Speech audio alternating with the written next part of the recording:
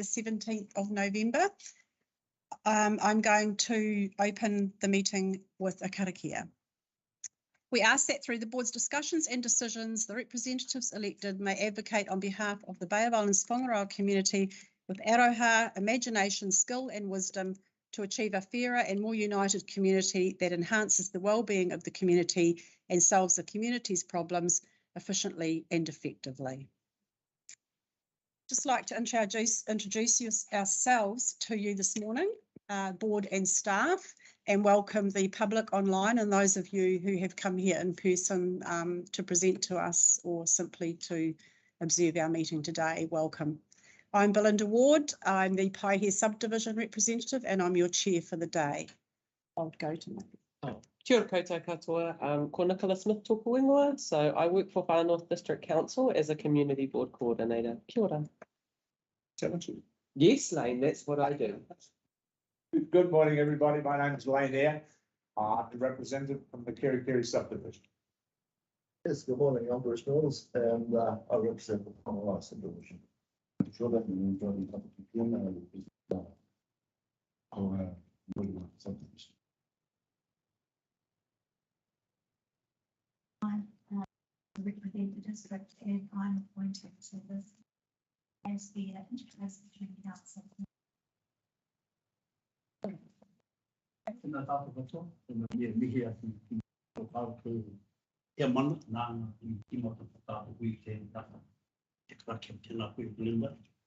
My name is Dave Kappa. I'm a Rātau councillor from this area. Good. My name is Tyler Bamber. I am the Waipapa representative on the board. Tēnā koutou katoa. My name is Jane Hindle. I am the newly appointed representative for Kororaraka, Rato and Aukura. Tēnā koutou katoa, ko Amy tōku ingoa. I'm a representative for the Kirikiri subdivision. I'm Joshna Pandey. I'm part of the Democracy Services Advisory Team at Council. I'm the meeting administrator for today. Casey. Morena, Casey Cannon, project manager for the Democracy Services team looking after elections. I'll be elected in, so I'll be tapping out shortly to me. Sure that we get a good break with Jamie coming. So enjoy your day. Koutou katoa. Ringoa. Almost senior transport planner.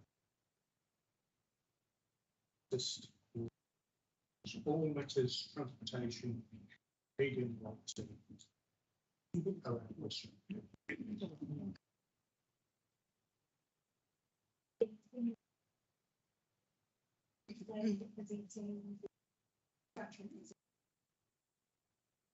Listening in and answering questions if necessary.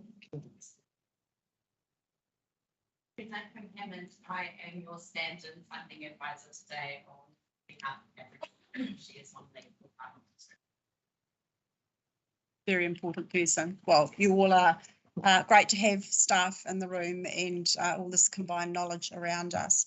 Just for clarification, during our meeting, Councillor Babe Kappa will be included in discussions and debate around the table today, but sits with non-voting rights, so we'll be abstaining from all voting at this stage, but hopefully soon he will have the ability to vote as part of our team and join in.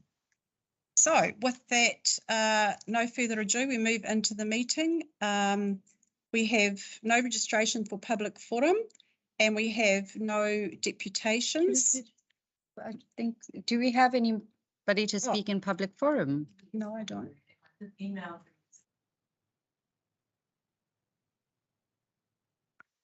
Apologies, Manawai. Yeah, apologies, I haven't received anything. I haven't received it. I actually said I sent it. And I mentioned it. Okay. So I'm happy to just be now. Yep, fine, thank you. Michael, this is the camera, right? Yeah, this is the camera. Yeah, thank you. 5 minutes. Kia ora everybody, my name is Manawai I was the previous community board member. And I had a meeting and being part of the change that's now come to life. And I'm here to publicly support Ronnie Pihima, who is our new member. But I'm also here to raise a couple of that I didn't because I know if you don't raise them when it happens, miss the opportunity for other people.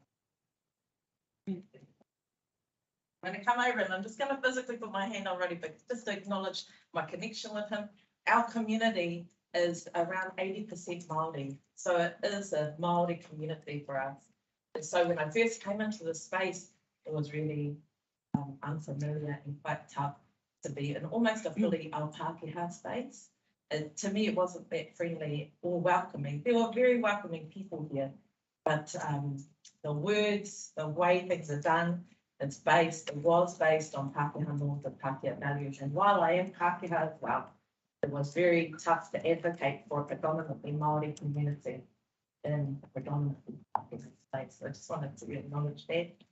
And just say that when I took my oath or my swearing in, like Jane is going to do today, we brought our whānau from the Moeroa Kaupapa area, November the 4th, 2019 at the Cornerstone Church here in Kirikiri. And we had a beautiful kōwhiri. But when we did our swearing in, our whānau took the declaration with us. And I took the declaration over to Teacher Waitangi, a copy of Teacher Waitangi. And so there were 25 whānau of all ages who were speaking the declaration all at different times. Just like a waiata, we've got one auntie wants to speed ahead, another cousin who's going to take their time. And it was like that. But we did that to symbolise our commitment to each other, to bind ourselves together in this predominantly Pākehā space, and to keep me accountable to them while I'm around the table and not sitting amongst them. So when we did that, that's everlasting in our people, whether I'm still in the role or not. And places kaitiakitanga over what I do to make sure that I did it in line with the values of our community, but also to protect ourselves from those Pākehā values which can sometimes hurt us. Mispronunciation of Māori names, no tikanga in our meetings or in our council spaces. So it was really important that my whole whānau spoke those words and everyone witnessed it. So a few weeks ago, when a post was put up publicly with incorrect information about things that I'm said to have done or not done as a community board member, when that happens to me, it happens to those 20 to 25 people who took that declaration with me. And those 25 people are a representation of the 18,000 plus that are in my family. And it's important that I come here and I raise that matter because that public post that went up, that person and I and our whānau have had a week and we've resolved that. But it was supported publicly by our chair, and that is what I'm here to acknowledge today. That to our community, that's viewed as no tuara. And that can really hurt us. And it doesn't give value to the trust and the relationship that our community built with this board over the last 5 years. And it's sad, actually, when you realise that someone isn't valuing the relationship in the way that you do. Our community built up trust with you, Belinda, and it was broken in that moment. And I thought it was important to come and just say that in a really real way, that it hurt us. So I hope that from here, we can find our way back in aroha, imagination, skill and wisdom. We can find each other again. But one of the most important things that our whānau wanted me to do is to come here and to wrap that support from that declaration around Ronnie so that he knows that we are with him through this journey as well. And that if he needs any help, anything, he can call on me, he can call on me. I just wanted to say that and to thank you for receiving me today. I know that there are a number of funding applications on the table for discussion. One of them is from my home, Waimeo, Media Marae. So I just wanted to offer my support and acknowledgement to you all.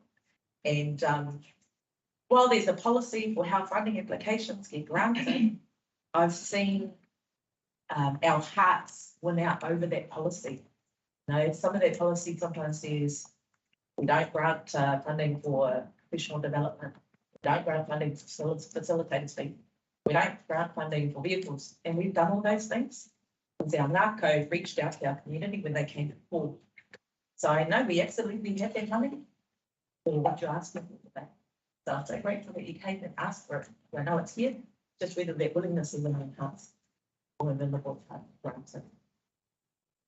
So I just wanted to say that I hope that you have a wonderful meeting today. I have to head back to Mahi soon, but now we can. Kura Marae. Any more public forum speakers? No? And we have no deputations to start today. So with that, we will move on. We're going to move straight to item 7.1 on page 13.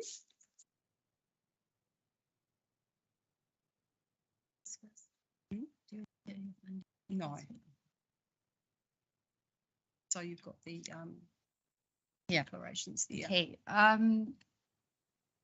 Do you want to explain this, or would you rather? you want to Yeah. explain? Okay, Dave. So this is just when the declarations for membership were read out by the members of this board, there was an error in the Paper. yeah, in the paper really. Oh, Which actually, I think we're probably sworn in as councillors rather than community board members, but it was for the Far North District rather than the Bay of Islands-Whangaroa Community Board embedded in the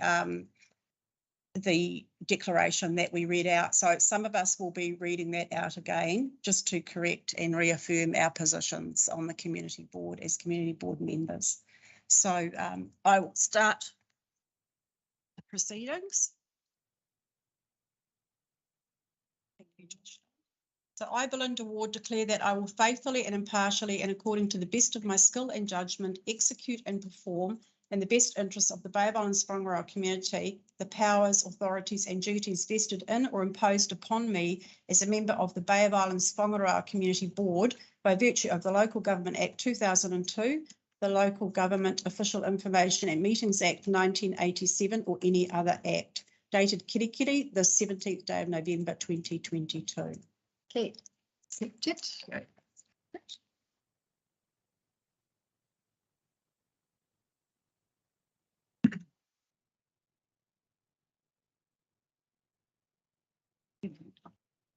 The Te Reo version was correct, so Roddy, Tyler and Amy, you won't have to redo yours. Jane, would you like to come forward? I was very impressed with Tyler's Te Reo, so I'm going to give it a go. Good on you. You have to practice era, practice Te Reo. It says Bruce Mills. Yeah. That's it. Ka hau, ko Jane Hindle, ka oti ai ki runga, I te pono me te tika, ka mutu ki te taimata o toku atamai me aku whakataunga. Ka mahi ai ma te painga o te hapere o te Bay of Islands-Whangaroa, hari tonu ki nā haerenga mahi. Ka pā ki roto, ko urihi ki runga, I a hau he mema o te poare o te hapere o te Bay of Islands-Whangaroa. E ai ki te turi kawanatanga a rohi, rua manu mā rua. Te turi kawanatanga a rohi, mana kōrero whakamohio, me nā huenga kōrero katahi manu iwarau waru te mā whitu, me tāpiri atu ki era atu era ture rānei. He mea whakau tēnei ki kerekere I tēnei rā te kaumā whitu o whiringa a rangi I te tau rua manu, rua te kaumā rua.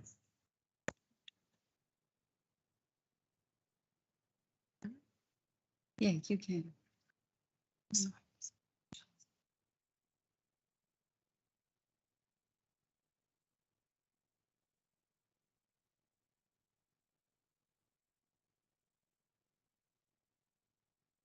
Thank you, Jane.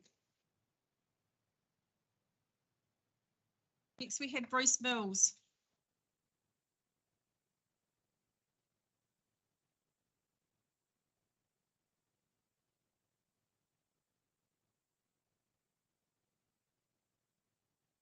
No, I don't need that. Yep.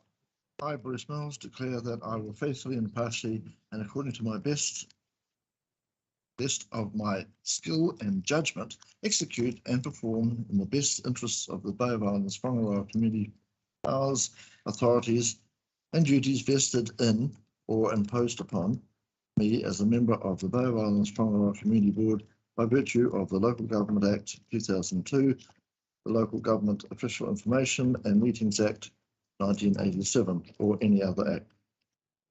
Dated Kerikeri, 17th of day of November. Right.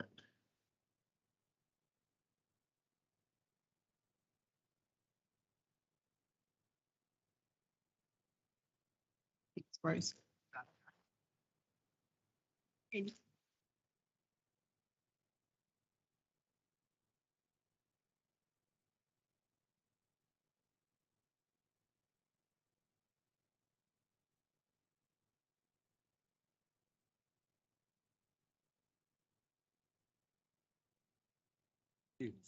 I can.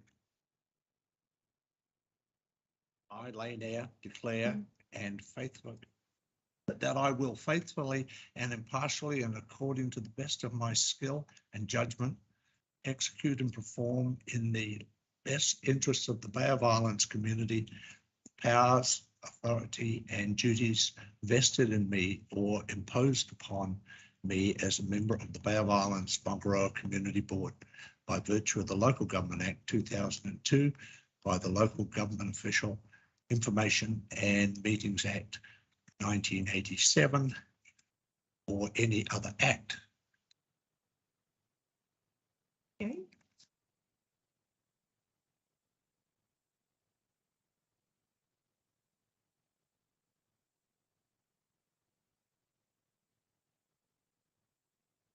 Fine. Thank you.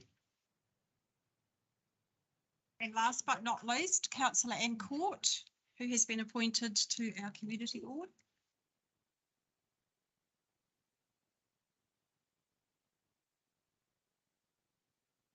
Thank you. Before I read this, I want to make a personal statement. Although I was elected by this board, I swore an oath to represent the district, and I will faithfully and impartially represent the district. Taking this oath today, to me, puts me at odds with that oath. But I do understand that I'm legally required to do this, so I will follow the law. But I've got to tell you guys and the public that my first and foremost loyalty is to the district. I, Ann Court, declare that I will faithfully and impartially and according to the best of my skill and judgment execute and perform in the best interests of the Bay of Islands-Whangaroa community the powers, authorities and duties vested in or imposed upon me as a member of the Bay of Islands-Whangaroa Community Board by virtue of the Local Government Act 2002, the Local Government Official Information and Meetings Act 1987, or any other act. That's all. Thanks.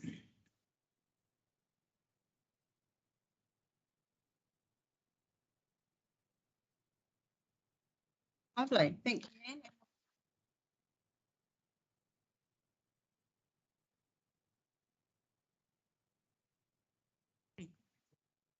Yes. This was governments.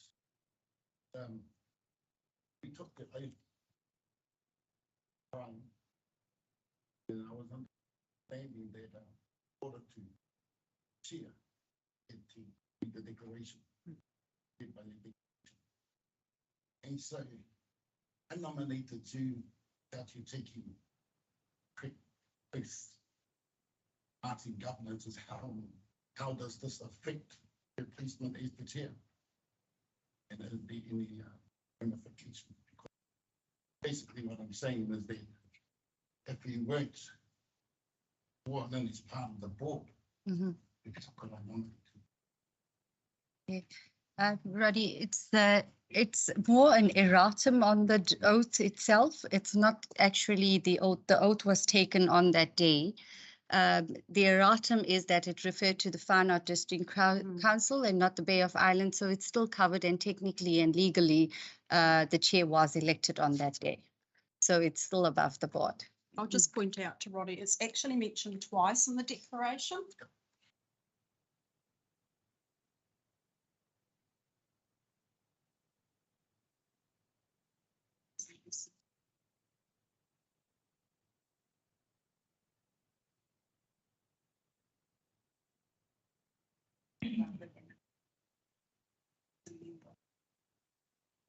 I'm making sure my piece covered.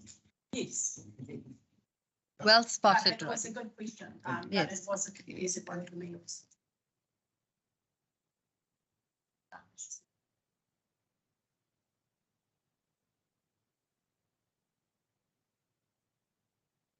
Any other questions around that process? Right. Right, so.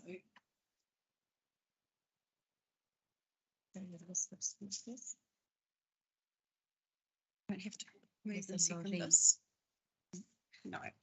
Yeah, you do need to move. I think you do need to move your meeting and the testing of this. Okay, so closing item, the report on item 7.1. I will move that the making and testing of declarations have been done. Do I have a seconder? Bruce? All those in support? Raise your hand. Against? Carried. Right, so back to our speakers forum. We have a number of people in the room here today, and the first speaker I have is for the Kaio Christmas Parade Committee item on page 55. Lorraine. Additional information is on page 20. Lorraine, welcome. Come forward.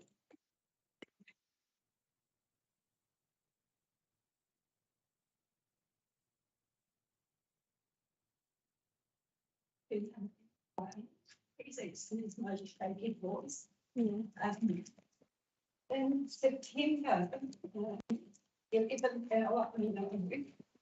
Robin already out John Fitzgerald, and I decided to go ahead and organise the Kaio Christmas Parade and festival for a small community. It is we have done as continuing. It's one time of the year now. I told them once to say it's our parade. It's done. Was. I remember about taking the Gadsden before this consultation, I mentioned that the parade wasn't going to be the payment this week. This was really to I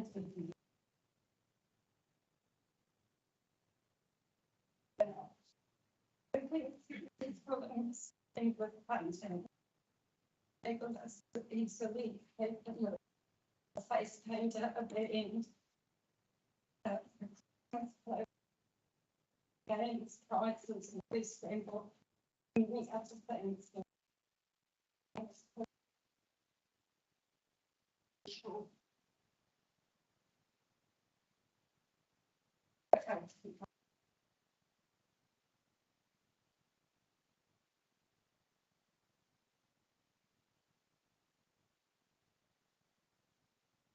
Any questions?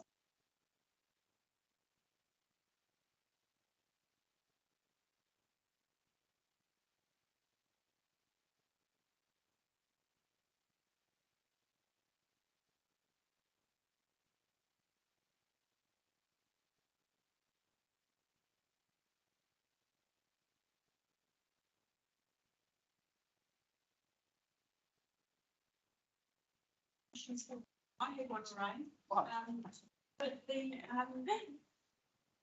$300 tagged for body water. Yeah. Is that fall within the grounds of the code? Can you explain what that's actually? Is it for they, in the past, there's help that just helped where even necessary, supervision, particularly supervision of the parade itself, and also helping with parking. And this year, because we are not going down the main highway, it's going to be quite congested where we're going, so my importance that will just help. Thank you. I'm asking that question because I'm looking to see if it's around traffic control. Bearing in mind that you're not parading on the state highway, but Yeah. you will obviously have ingress issues with getting cars and people in and out. Yeah.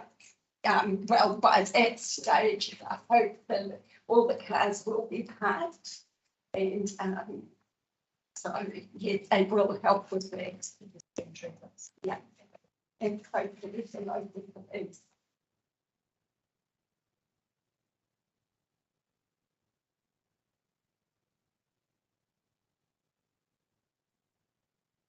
No, it's yours, Lorraine.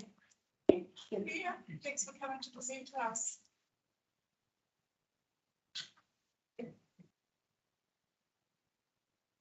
So Alice, we have somebody here from Little Dippers? Yeah. Oh. Okay. On page 60. Sorry, I took my shoes up and I was sitting there. This is page 62 of your agenda. And the additional information is page 2. Good morning, I'm Carla McCorn. I'm the owner of Little Dippers Aquatic Centre in Swim School and Mobile Swim School. Physical location is located on Upper Road in Kerry. But we deliver, like currently we're delivering Islands-Whangaroa right across to Opua, Russell, Kawakawa, north to Aotearoa, Moanui. So we're all around the show. So my proposal isn't around, my specialty is infant preschool aquatics, and I'm a huge advocate for drowning prevention in the younger age groups. We know that 99% of children in the under 7 age group that drown, it happens because they find water or are in water unsupervised. So I believe in teaching a concept called hesitation and supervision. Hesitation is where we're teaching children, I only go in water when I've got an adult with me and within arm's reach. And I teach that through story and song. So I've written, I printed off a set, I don't know if you want to see them or not, but I've written a set of stories, boat, home, farm, beach and river. Created some characters, Curious Kumra. Curious Kumra, and Curious Kumra has a mum and dad, obviously, whose key role is to supervise Curious, but Curious, the Kumra, sometimes finds water in these environments, and so he has a little friend called Pee-wee the Waka Waka, who comes in and gets Mizia and reminds him. So we use the same things, I use the same things and characters throughout all the stories. And my vision is to take that, because we're really missing in those earlier ages. I want to take it to the kohangas, the putters with the younger years, the daycares, the preschools. And I've created an interactive 20, depending on the age of the children who I've got there, 20 to 35 minutes for the littlies, up to at 45 to an hour if I've got older kids, up 45 to an hour if I've just got adults. Obviously, we don't do the stories in the same way, but we want to still get the same resources. And we talk to the kids about being safe around water. We talk about life, the boat one, we talk about life jackets on the boat, but you're really reinforcing the need for active and constant supervision, what that looks like, what the distractions can be, risks in and around the home, etc. So yeah, it's we have a character that we take with us, a dress up dolphin, and the dolphin comes in and makes that fun for the littlies in certain ways. I've got rhymes, swimming pools, baths and showers, beaches, rivers too. Every time you're in water, an adult must watch you. And we're just keeping that adult must watch you thing right the whole way through. Two things I quickly wanted to mention because I know I'm really out of time. First thing is some of you may or may not know that Little Dippers, the facility is on the market. Certainly nothing will be happening with that this year, or I wouldn't expect early into next year either. This funding that I applied for now is more about, I had to move the dates a little bit because of when the hearing was, but I'd be looking at kicking this off for the last 5 weeks of term because the kids need this hit. So we'd be going full at it for the last 5 weeks of term and need the hit prior to leading into summer. Happy to modify my adjustment. I had on their life jackets because we were going to use the Little Dippers Centre. We've got 35 to 50 larger size life jackets, but I don't have small ones. So yeah, open to any suggestions to modify. And oh yeah, just wanted to mention on the $4,000 for the one from Moments and Waves. Basically, what we want to do is we want to have resources, a social media campaign. So pretty much it's a kind of drowning prevention campaign for unstevens. Resources that can go out to the whānaus to take home if there's only kids at the visit. But we also wanted to have professional filming done of the 5 stories so that there's something to be repeated and played and shared, etc., to keep that reinforced. Thank you. I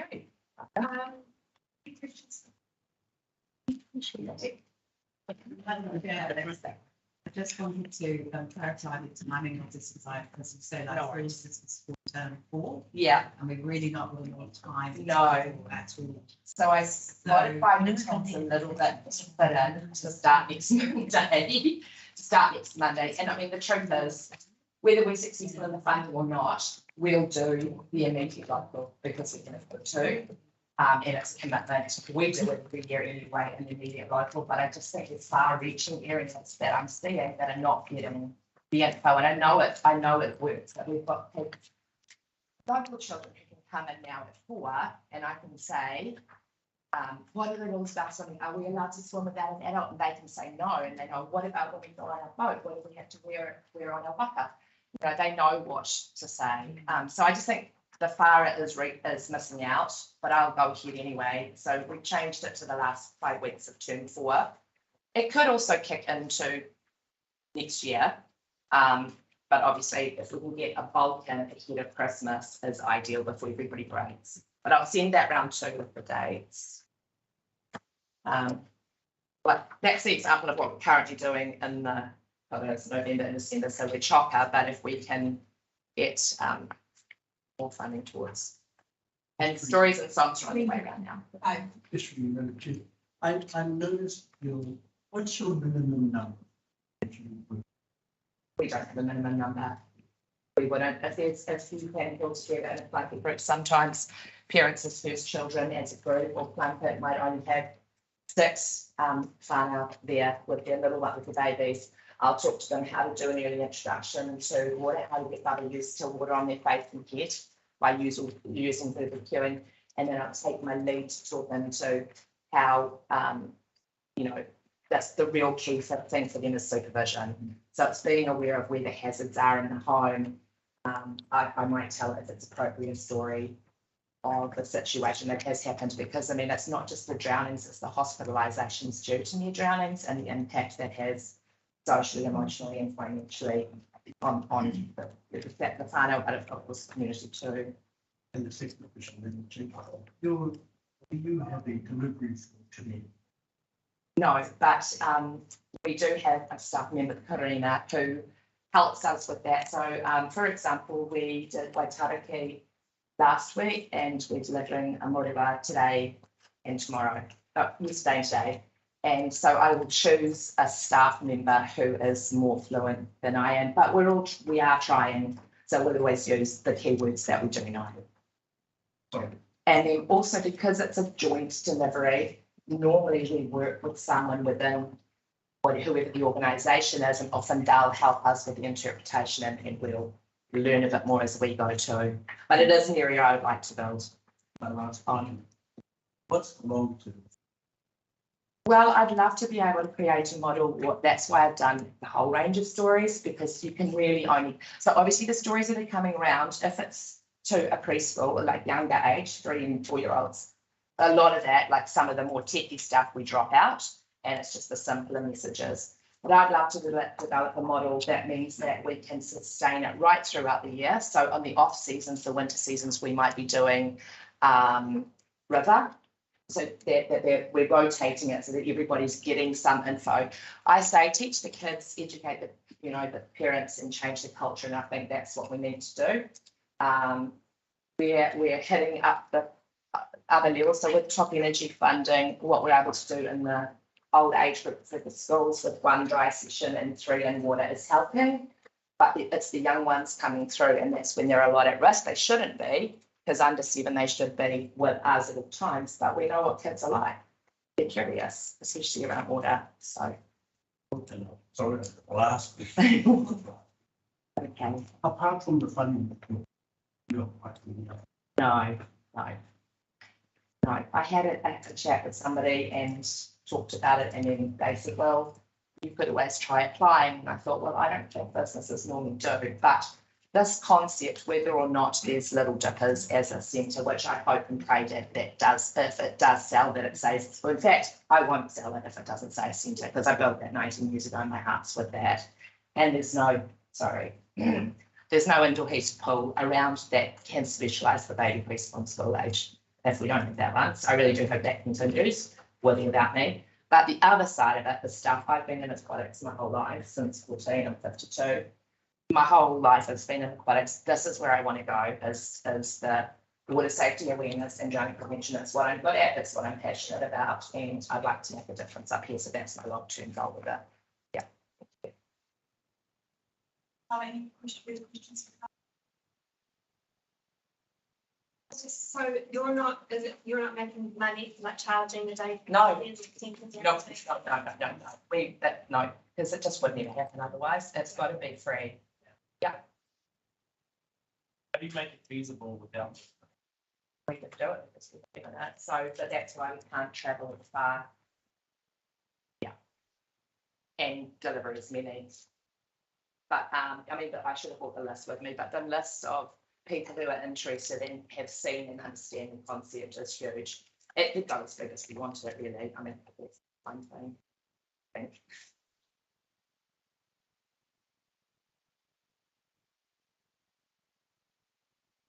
Just in terms of this, the weeks left. Yeah. School ends on the 14th. Yeah. So it's really only a few weeks. Yeah, mostly the youngest is what we would, because most of them are going right through. We're certainly going through till Christmas week, the ones with the under 5s. Yeah, with the school age kids, well, I mean, we're sort of out of time for this side. However, there are some that are getting it through what we're already what we already have deliveries for at the moment. So anything in pink is 1 teacher and the other is another teacher. So often there's 2 on one day. But it could, yeah. I mean, I don't mind if it's a modification because we have shorter time, whatever I leave it.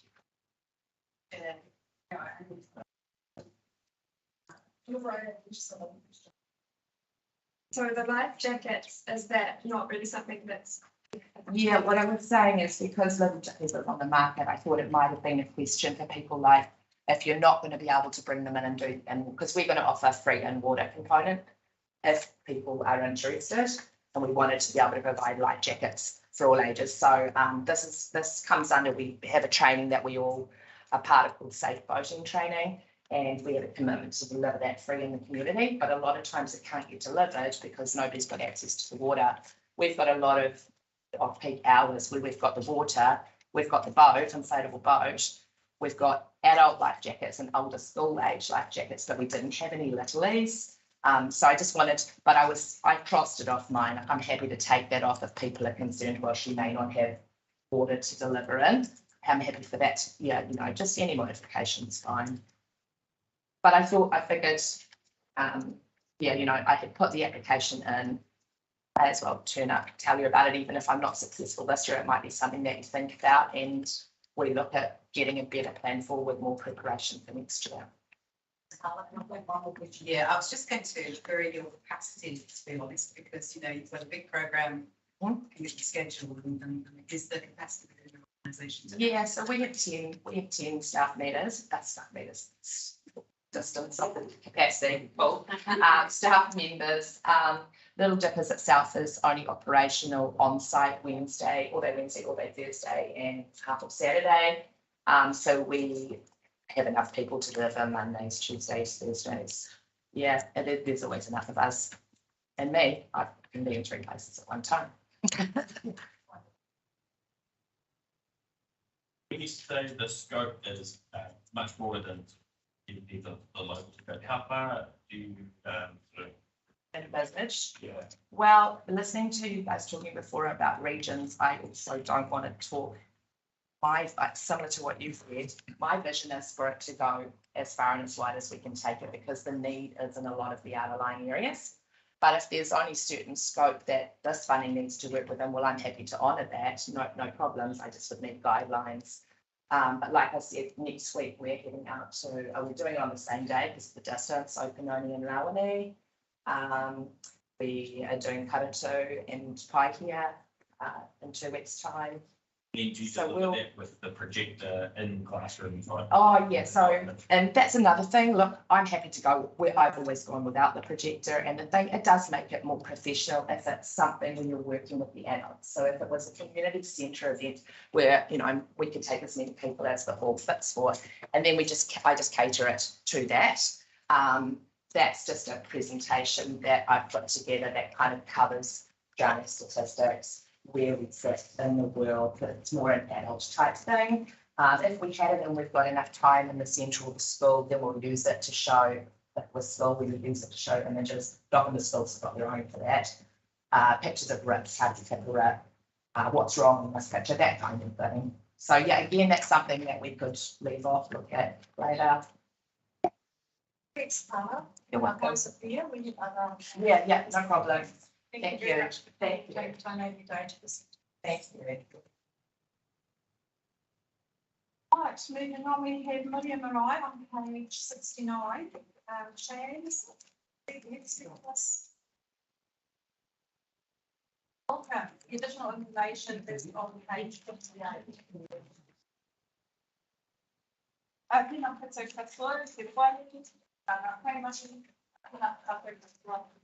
My name is Shane Hickey. I'm the project manager that's been tasked to work with our Marae trustees to progress the rebuild of Media Marae.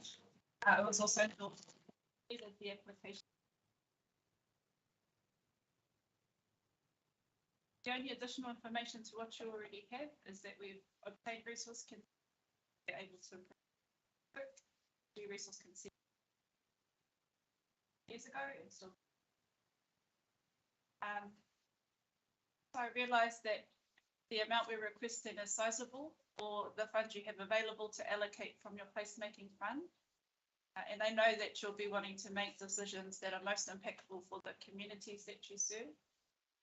Media Marae, like our other Ngāti Hine Marae, provide spaces for wānanga, all sorts of events for the wider community to take part in and be a part of. And importantly, provide refuge in civil emergencies when they're fit for purpose and well equipped to be able to do so, which is why we're here today to ask for your support and a financial contribution to move these power poles. If anyone from my local here want to add anything? Yeah, I don't mind adding it. Tēnā koutou katoa e ngā member o te wari o tēnei hapori. I'm not actually a trustee at the Media Marae, but I'm here because this is a Ngāti Hine project where, because it's the kaumātua marae of Ngāti Hine, its significance is huge. It's on State Highway number 1. And as a result, we're getting in behind the Marae trustees to support this project. I do small jobs like liaising with Russell Shaw, the CEO of Top Energy, because ultimately we have to work with them to move the poles They go right through the middle of the section, as you already know, in other little bits and pieces, because as well as applying for funding for our most revered marae, it's also about succession and supporting our many young leaders like Cheyenne. Kia ora tātou. Are there any questions? Kia ora, thank you very much for your presentation. Hey, Pātai, what is your long term? When do you think you can complete projects? What is your moingoia when you'll be ready to? Yeah. So we do have a high level work breakdown plan, which I haven't provided to you because I wanted to keep it succinct and just the information that you needed to consider to make a decision. But we envision taking into account contractor availability, funding rounds, and taking decisions to be made back to the trustees. We're anticipating completing the new whare kai, the ablution, and having the whare shifted by November 2024. I just want to say something that the supporting is I'm the acting chair for media relations, chief media relations. And as you well know, Ngāti Health is one of the biggest health providers in New Zealand. And Ngāti Forestry Trust is quite big as well. So all our people want to do is, we haven't got a house that we can do our business in. And this will be something significant for the Ngāti organisation that are set up, that they have the kaumātua and the senior health in Ngāti Hine with the support of them for getting that project completed. That's the long-term goal is that as you very well know, there's no whakaingoa, there's no carving on that. All the carving is inside our town, like pita, and those are something that we can relate to the people that visit the places. And another good thing about it is that all the Ngāti Hine business that we have held in different maraes within Ngāti Hine, we can have those meetings at our own marae that belong to Ngāti Hine. I have a question.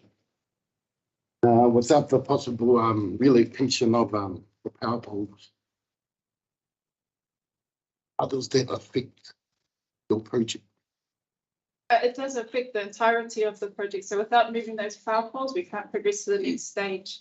And the reason why we need to move it to that location is because, and you'll know this from your district plans as well, that currently Te Rapuna, the wharenui, the meeting house, is in the flood zone.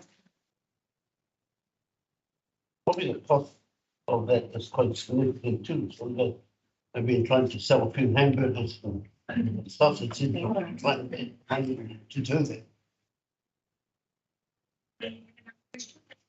I really think about the question to the chair. Considering I'm the president for the board, basically, I eventually created media.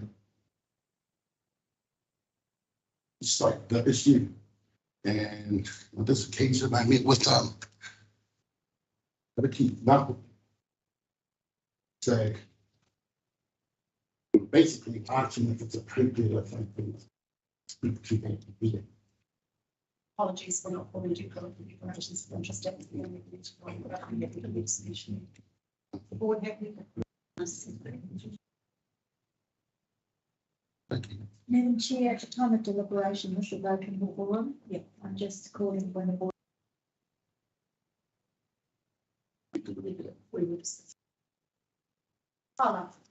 I just had a question. I think that the quote from Energy that for the 84,300, that's GST inclusive. So the 28,733 account, just confirm, is that inclusive or excluded? That's inclusive. So that's in addition to our contribution, the koha and fundraising from the marae, and then the funding from Ngāti Hine Forestry Trust of $50,000. The GST is a couple of grand. Sorry, I don't know the exact number, so it would be a little bit less than that. The GST exclusive? Yeah. Yes, it would be less than. So 28th. Am I correct in saying that's what we should be considering as the exclusive amount? Sorry, upon payment, does the GST, let's say if we were successful, does the GST get paid upon releasing of that grant, or because that's the amount that we owe to? Yes. Yeah, they're not registered. So that's like the Right. So they're not actually registered. So we need to. I got another question for you. And I understand that Media Marae, the historical building, is going to be a kind of a complicated question. What I need to know is has it got Fisheries Māori Reservation Act applied to it? And when was that act policy applied to it? And in relation to the power poles when they went in. And I'll be transparent in why I asked this, because my understanding of the Tupu Freedom and the Land Court is that Māori reservations such as Marae, they special terms and conditions that go with it. One of them is that they can't be acquisitioned by Crown for any infrastructure. So what I'm getting at is, because if it does have that status, then I'm left with this question of how the power poles got there. The power, of course, supplies electricity to our whānau that live in the valley. So I imagine back when they were put in, that was the intent and idea, and also it linked power to the marae. But I mean, I've seen photos back in the 1970s, and my uncle's probably earlier, of those power poles being there. Well, in short, it's a sore point that the power poles even are where they are going to the middle of a reserve, what I reserve. And, but hey, that's not for you to deal with. What we're pleased with is that Russell Shaw and Top Energy have said that, yes, it was wrong to go through that route, but they're putting their shoulder to the wheel at cost. So Top Energy themselves are contributing towards this.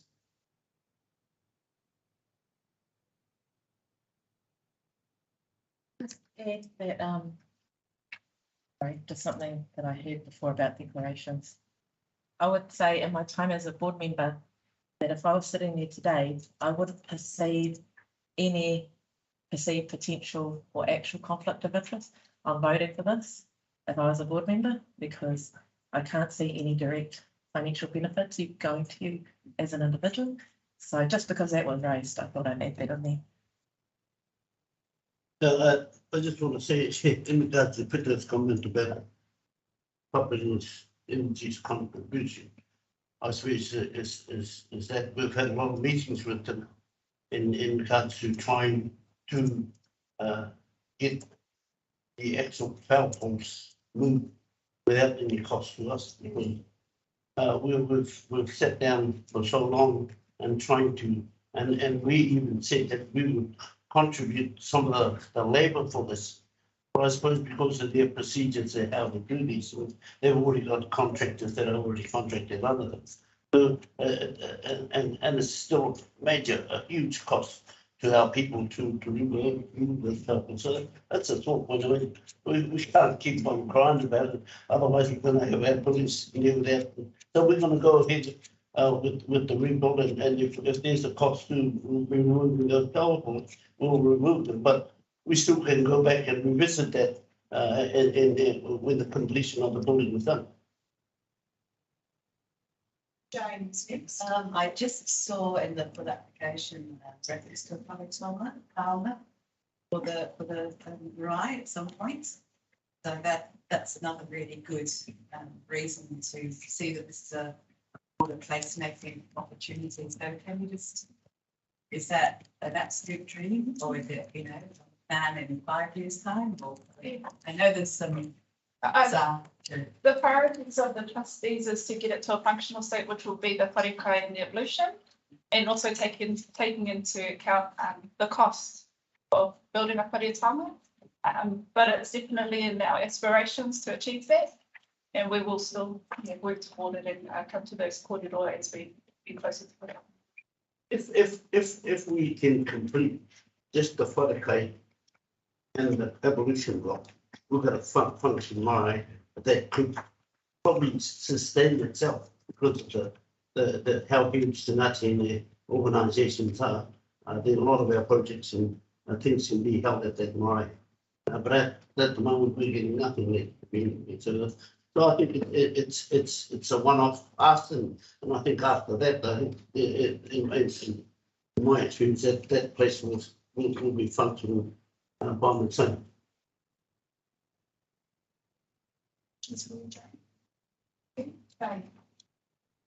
Gee, the amount that we've got on the table, that's going to cover all stages, some stages.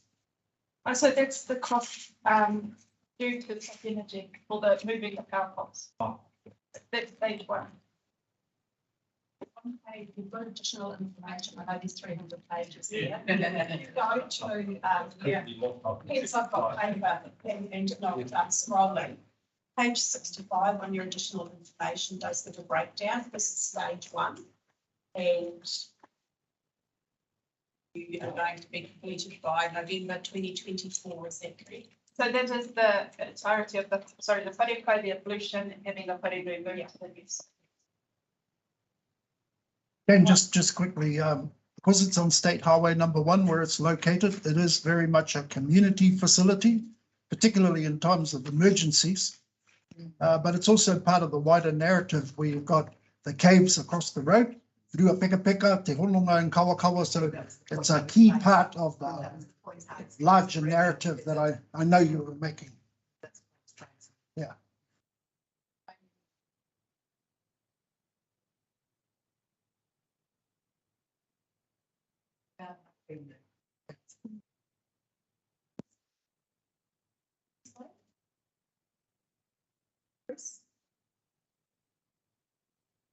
I just had a few questions around, obviously I wanted to compliment you on the, where there's obviously gone to the design for the managed retreat with the climate change threat and the RMA review coming next year. I think, you know, the board thinking to plan to move to higher ground in the design, I was quite interested. That's just a comment. The upfront payment is quite substantial to secure that quote that you've locked in for the relocation of the power lines. Are you locked into that? It's not refundable? No, it's not refundable, and it is we have no choice but to move those power poles, which is why we're committed to it, to lock it in. Yes. Especially in the construction industry at the moment, as I'm sure you will know, just the validity of the pricing. Sure. Thanks for that. I have other questions. I see the sales quote from Top Energy is actually option 2. Option 1's not included in our additional information. Was that because you chose not to run with it, or it was not the preferred option? Sorry, I thought I did provide it, but there was actually 3 options. One was $1,000 less, but would provide more additional work, and also ran through the middle of the mid-eye grounds, but underground. So that didn't necessarily solve the problem of removing it from the grounds or making good future-proofing decisions. So should future generations want to do something there? And then the other was $90,000, which was underground, the same route, but yeah, of course, more expensive. And the easement bond, is that refundable? No, so that is, yes, it's part of an agreement with Top Energy, and I believe that $5,000 covers the cost for their solicitor to write up those documents, and which we're still waiting to receive upon final payment. Thank you. And my last question, under the customer's responsibility, are you confident that you can meet the 3 points laid down, the costs of the surveying and the other 2 requirements within this time frame by March 2023? Yes, so we've already allocated found the surveyor, the electrician and the archaeologist that we need to undertake that work. And actually we have an application ready to the Grassroots Trust for that work. If it is unsuccessful, then we'll have 2 options to either look for funding elsewhere or to cover the cost of the service. That's all my questions. There's no further questions from the board. Thank you for coming and presenting to us. It's certainly clarified a few issues and answered a number of questions. So we'll make that decision a bit later. Thank you. Madam Chair, I might just explain to I might just explain to Roddy why I called point of order. Yes, yes, thank you. So there's two phases to a funding application. This is the open forum where the applicant comes along and they get to say whatever they like and we can ask questions of clarification. Not for us to indicate support, not support at this point. The time for that will come later in the agenda when we get to deliberation. We get the opportunity here. Does that help? Yeah. So I wasn't trying to shut you down. Madam Chair. Thank you for the clarification. For those of you that were in there, I spoke for a number of that board members and newly elected members. So we have a lot of learning to do together, and within it's probably quite a nerve-wracking day. Getting their head around our processes and procedures. This is quite important. Right, next public speaker we have do we have someone here for the Kaio Festival Group?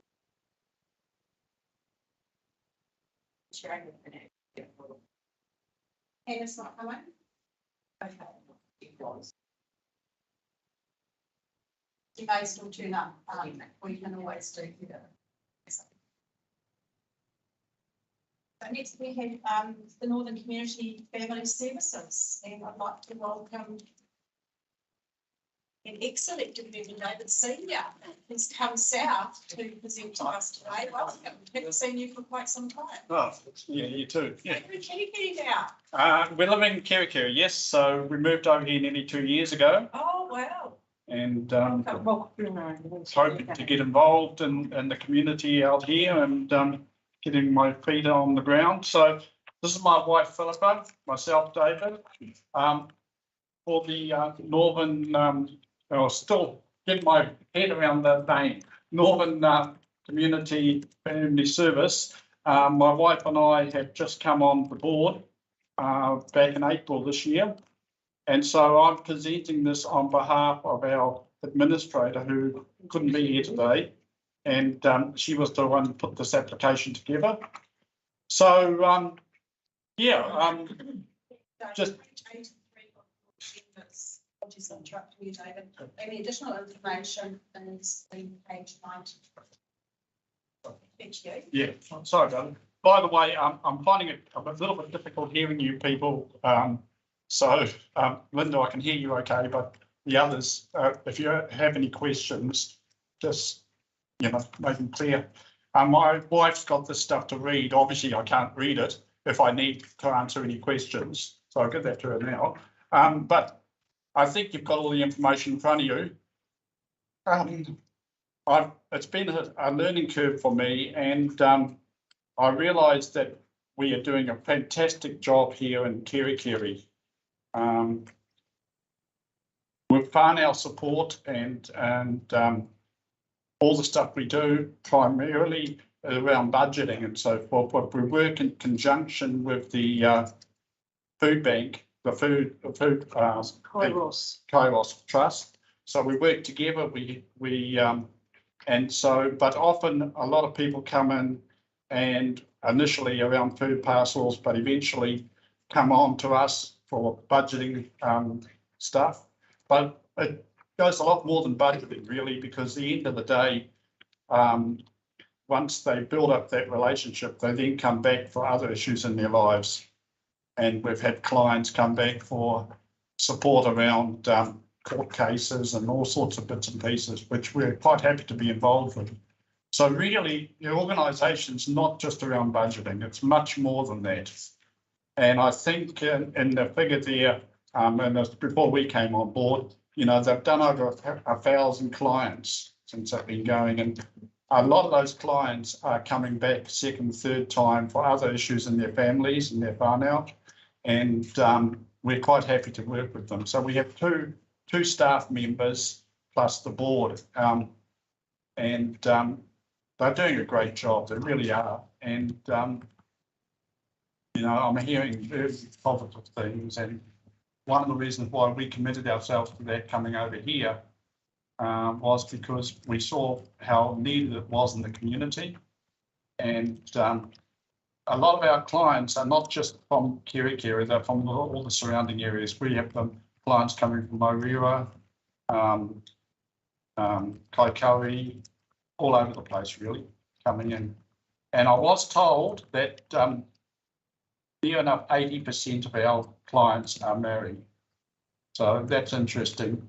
And so we offer that service, and it's very needed and very wanted around the place. And I just want to thank you. Before we came on board, I understand that this community board has supported it the last 2 years with some funding.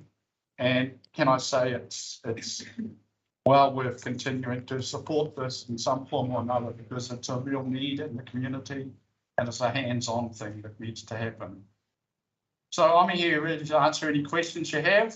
But like I say, we've only been involved since April. It's a steep learning curve for me, but most people know I did a lot of work in Kaitaia and I was in budgeting over there as well. And when I saw this, I thought, yeah, we'll leap in and help it. I'm trying to get involved with stuff in the community and see where the gaps are. So that's me. So have you got any questions?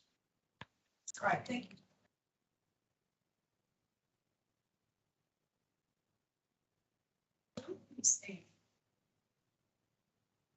I know I read it in the report. I just can't grab my hands on it now. How many are qualified financial advisors within your organisation? And how many do you hope to train to become qualified financial advisors? Okay, my understanding at this point, we have the 2 staff. There's another mentor type of person coming on board, but I understand at least one's qualified and the other one's well on the way to it. Thank you. And you have a number of referrals that you talk about in the report. So all reputable government organisations sending you referrals. Are there any other organisations providing the same service in the area that you know of? Not that I'm aware of, Anne. Not that I'm aware of. No. Okay, thank you very much. That's my question. Thank you, Madam Chair. You mentioned that you're getting clients from all around the area, including Kaikouri. Have you applied to other community boards? It's effectively towards operating costs, isn't it? I'm not aware of any that I've been told that I've applied for, but like I say, we're fairly new on the job, understanding of the history a little bit, but we're really keen to make it go forward. And if it's possible, yeah, there may be issues around that sort of stuff too. I don't know if they've even thought about that actually, to be honest. That remains a question. You're getting referrals from local organisations. You do have funding. Should be able to maybe give you some referring clients. Have you asked them why your clients are not being? Yeah, no, look, I really can't answer that question at this point. Like I say, I didn't together, and historically, there's the people that have been involved, board level. Unfortunately, the main person that's been involved had a recent incident, and she's losing her memory a little bit and stuff like that. So it's hard to get my handle on what's gone on in the past, but we're trying to get all that up to date and then really about the future from this point onwards.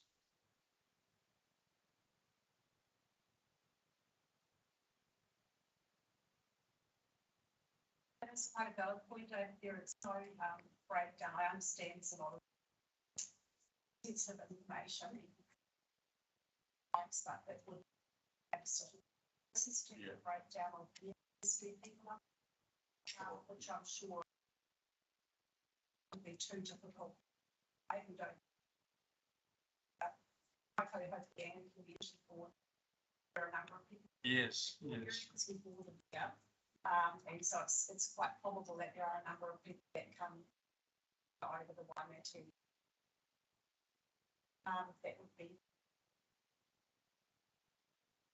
There's also the balance budget service that might.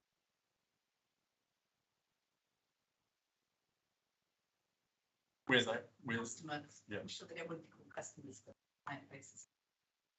I'll pass that information on to the appropriate people that are writing the applications, but thank you.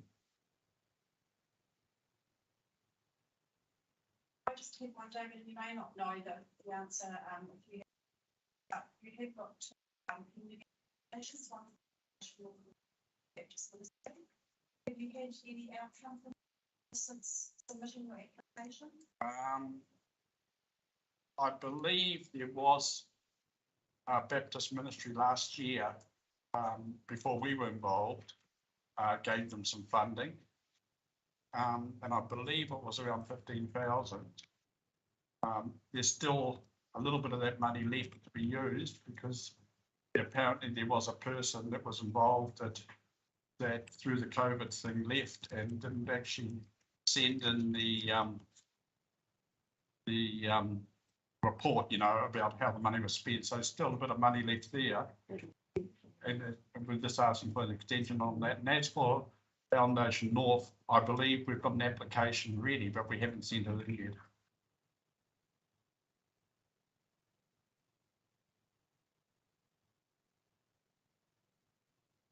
Any other questions? Oh, very good. Okay. Look, thanks for the opportunity coming along. And once I get more involved in Kerikeri, I'll start bringing up some issues in the public forum. Sorry, one more question. Yep. Sorry, don't get off slightly. David, Roberts. You're saying that around about 80% of your clientele. That's what I've been told. Are Maori. So I was wondering if because they're Maori, have you tried to seek funding from any of the rural? Not that I'm aware of at this point. But it's a very good question, and I will go back to them and ask them that. I think at this point it would be more to know where to apply and all the rest of it. But I think there's probably a good case to do that. Okay. Yes. Thank you. Staff may also be able to advise you on some alternative avenues to apply to funding. We have some women on the road to really come. Yes. Oh, you've been here, we don't. Oh, okay. No. It's been a while since I've been heavily. I think 16 is when I sort of came out of the setup. Yeah. Yeah, I've been around too long. I'm still running the Disability Action Group on behalf of council, so I'm still involved in some way or another. Yeah. So you see the time from time to time. Yeah. And,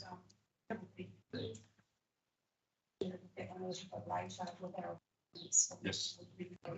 Thank you very All much. right, thank you. Thank you. We can actually send you some information that can assist on alternative avenues for funding as well for future funding. That would be wonderful. Thank you.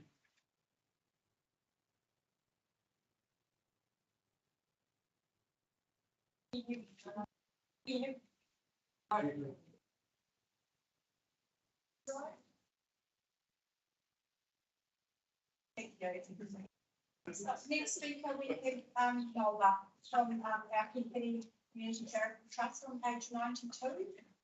And the additional information on page.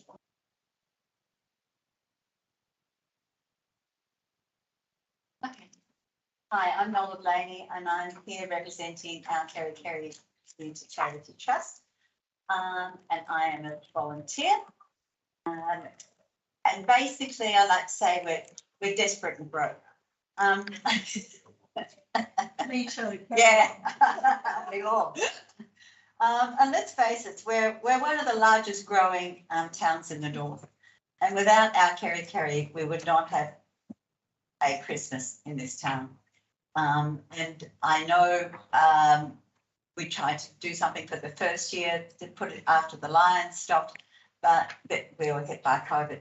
But we have over the last 2 years bought something to Kerry in the way of a Christmas carol convoy. If the people couldn't come to Christmas, we took the Christmas spirit to them in the streets.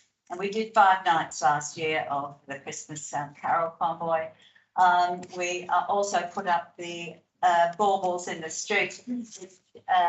We will use year in, year out, bought lights for lots of those activities.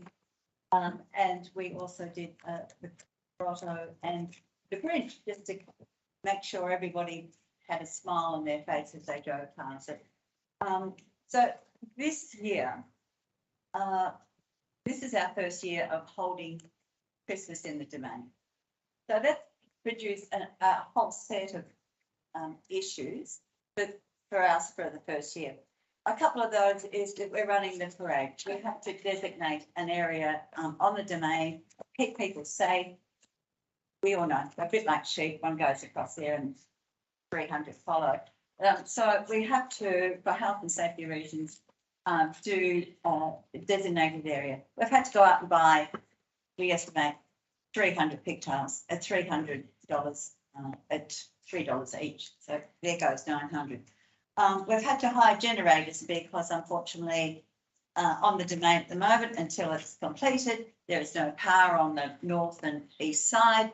And that's a huge expense to get power to run the parade, run the stalls, run all the activities. We've had to hire a site manager because it's quite overwhelming, and everybody on our Kerry trustees are all full-time people, and I'm the bunny, retired, yes. So here I am. We've had to do, because you have to do the tree. Now the tree is 2-story high. It's our first year of putting it up. We've had to obviously pay for public liability. We've had to pay for the up and down insurance, erecting, dismantling insurance. We've had to pay for the tree insurance. It's now with the lights $75,000. We can't afford to lose it. And so that's 1,500. I think you've got notes on that. And the biggest thing that we're here is the security of the tree. We've done our best to go to the Māori warden and through Kippa and Nora and ask for some help in tree protection. That has unfortunately been unsuccessful, and our so the only choice we have for protecting that tree through the night is security, is to pay security. We've knocked on doors and we've begged, and we can only get it down to $35 an hour, and 8 hours a night for 300 for 30 days is 8,400, which we're going to have to somehow find to protect this tree through the night. Last year, I don't know whether you recall, we did have a tree. We paid $2.5 to $7, I think, for the lights for that tree. It lasted 2 nights, and somebody cut all the lights and took controllers. That was the end of the tree in the main street. We have got security companies putting security fences around it. I think at this point in time, with a bit of cross the fingers, the security camera is going on the corner of the library. However, that doesn't, it's great, we'll put up warning signs, but if someone damages a tree, come on. I'm really here to sort of say, can you help us? If you can come up with any suggestions about how we can protect this tree. They're just faced this year, third time doing it on the Domain, all the extra expenses. I think next year, hopefully we'll have power down the New World sign and across the Bowling Green side. On side, we won't have to hire generators. We'll have the pigtails for church parades. And it's not just the Christmas parade. As you know, our Kerry does other projects. And if we can use those pigtails in any other project, we obviously will. I feel that we just need some help this year to make sure this is a parade that everybody after 2 years of COVID can really get out, enjoy and do it. We're having an ice skating rink. We're having a rock climbing wall. We've got craft stores. We've got food houses. We've got my team doing a huge activity zone free for everybody. And a lot of other free activities. We've got the stage, the band. We've got dancers. We've got roaming buses. We're trying to bring back the Christmas spirit into Kerikeri. And we'll also put the static ball walls down the street again. They will be lit. We have to replace the one last year, but you know, we will create that atmosphere for the community of Kerikeri. So, I mean, want to double it, okay? Good try, Nola. Yeah. I'll leave that with you and thank you for. Thank you, and I'm sure there might be a few questions for you. Okay. No? I mean, I think everyone's probably going to have the same question as it said there was a detailed budget attached, but there isn't. I think it's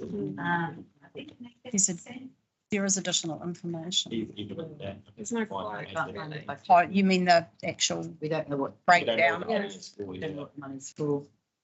So the money, would you just like to explain, because there are financials attached here, but the information that is not in there that Tyler's asking for, which is a detailed budget, a breakdown of exactly. Like, is it, yeah, it just says see detailed budget enclosed in the application, but there is no detailed budget. It's got the overall budget, but the amount requested is $5,000. But in the expenditure form that's been filled out, there is no extra. It's not tagged to anything. Is that what you're asking?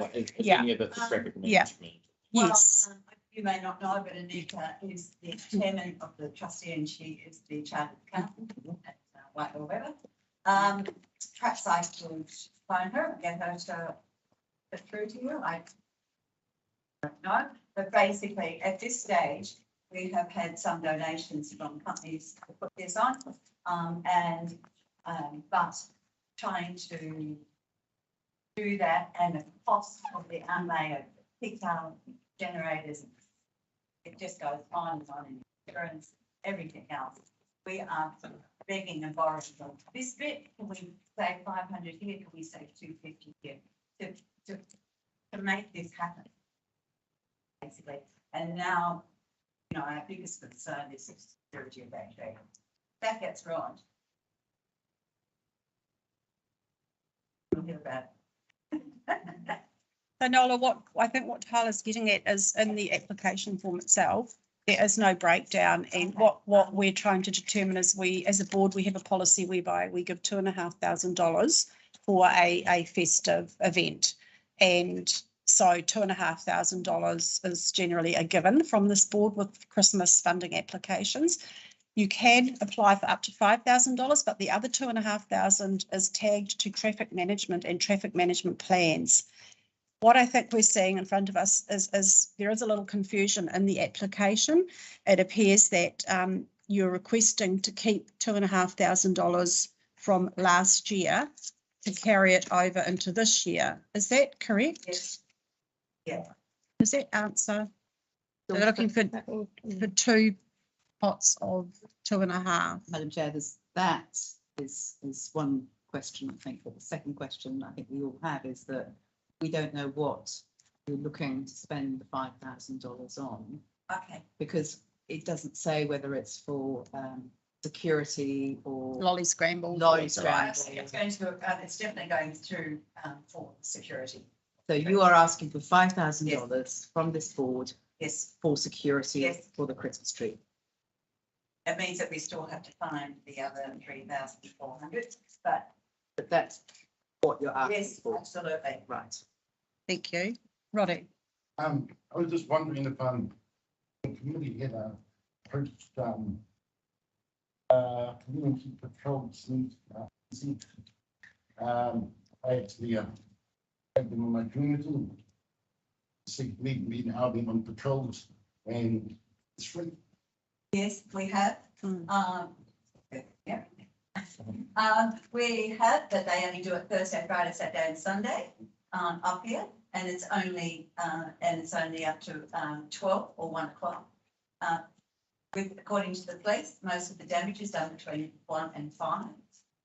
And so that's why, other than us actually going and sleeping on the domain, we have to actually, they will cover it well. I mean, they are well aware, but what about the rest of the time? I mean, and people just get aware of that. Oh, okay, they're off. They've put the van back in front of the police station. They're gone. So yes, we have approached everybody.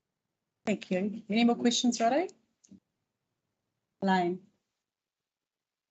Madam Chairman, possibly in lieu of question, just a bit of clarification. We used to have a Christmas parade in Kerry, like everyone else, and it's quite. This was a small community and was self-contained. It has now become the fact that we end up giving services to a much broader district. We built a playground. They're running buses from outlying districts to come and play at the playground. And the same is true of the Christmas parade. So we've got a community group here that's trying to do something that is substantially larger than would take place in other communities. And I'm not sitting here their barrel, but I watch it, and we are trying to create almost a district-wide event here. They're putting it on the domain because we can't close the street just for the amount of traffic. Makes anyone aware. I'm going to call point of order, Madam Chair. Sorry, if I did it Friday, I have to be Yeah. civil. Yeah. Yeah, no, fair enough. Thank you. Question, Tyler? Do you have any scope on the numbers that will be attending on that? Well, from past experiences of holding it in the main street where it was closed off, it was up to 5,000. So we're looking at, we are taking 5,000. We have sent Christmas. We've picked that date because it doesn't correspond, it doesn't conflict with any other town in the area. And we have sent out flyers to all the schools everywhere around. Say this is the day for the Kerry Christmas Festival, and come and join in. I understand from the lady who said first that there are little Christmas festivals happening in towns around, but we're trying to make this just like wow. Come and have fun. Come and spend the night. Come and have a picnic. And we've put it on the domain. Because the cost of the road closure, you may give us 2,500, but it's now up around 5,000. And so instead of wasting, we think that's wasting money. We want to use that money for the tree. Thanks, Nola. And I think just for clarification there, I heard in council the other day that it's probably an oversight with the elections and the community boards not picking up on it, but we usually try and ensure in our communities that there are no conflict of dates with Christmas festivals and events, and this year apparently there has been, and all events are being held on two days. So I'm not sure if you can confirm that, Kim, but I think it's unfortunate. I think Kaikohe and Kiri might be the same day, but anyway, it's just something. It's usually we are onto it when it comes to things like that. So I think we put our application in April. Yes, but we normally go out to the communities to make sure, and the business associations and groups. I'm just bringing that to your attention that I think because of the elections this year that we didn't, which is really unfortunate. But any more questions for Nola? Amy? In terms of the activities they're going to be, you have to pay for it. So there's okay. We are charging, the ice skating is costing us 14,000. Right. We are charging per child $5 for a 30-minute session on that, and $5 for the climbing wall. They are activities that we've had to hire, coming up from Auckland.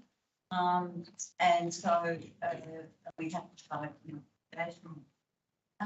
so, it is, we are getting bigger and better. So do you envisage that the money you make on that will just cover the cost of the hiring? Well, it is going to be fine, yes. Yeah. Because we've gone out to all those schools, and some schools are now busing children in as an end of school activity, and are bringing them in for an hour. We can fit 35 children on the ice skating rink at the one time, special skates, all of that sort of thing. We're a lovely experience for them. So we are trying to, recruit that, but we've got to make sure that it's sunny for 4 days. It is happening for 4 days. Yeah. Okay, the ice skating, just the ice skating.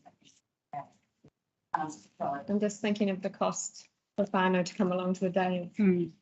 Really? Yeah, there is those two activities are $5. The rest of the activities is free. Yeah. They can come, they don't have to buy food or drink.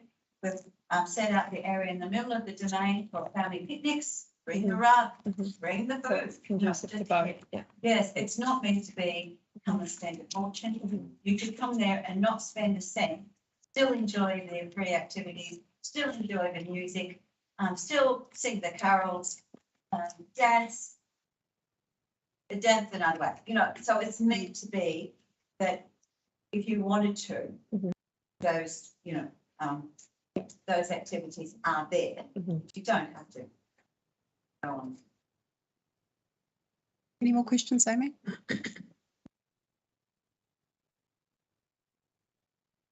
Right, in the interest of time, we'll call it to a close, Nola, and we'll make our decision a little bit later in the meeting.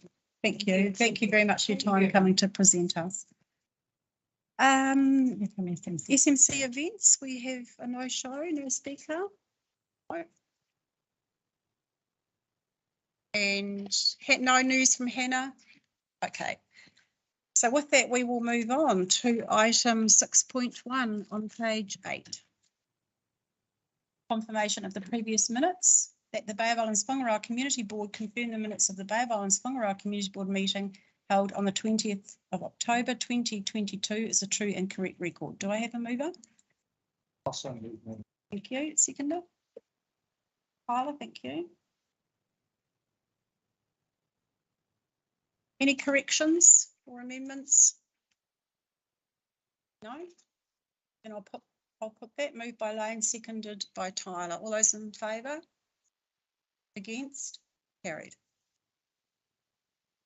Move on to item 7.2 on page 15. At the Bay of Islands-Whangaroa Community Board note that no reports were received for this meeting. I will move. Do I have a seconder? Thank you, Jane. These are the Community Board members' reports, which we'll have a talk about after the meeting. We will commence those at our December meeting. So I'll put that to the vote. All those in support? Against? Carried. On to page 16, item 7.3. The recommendation.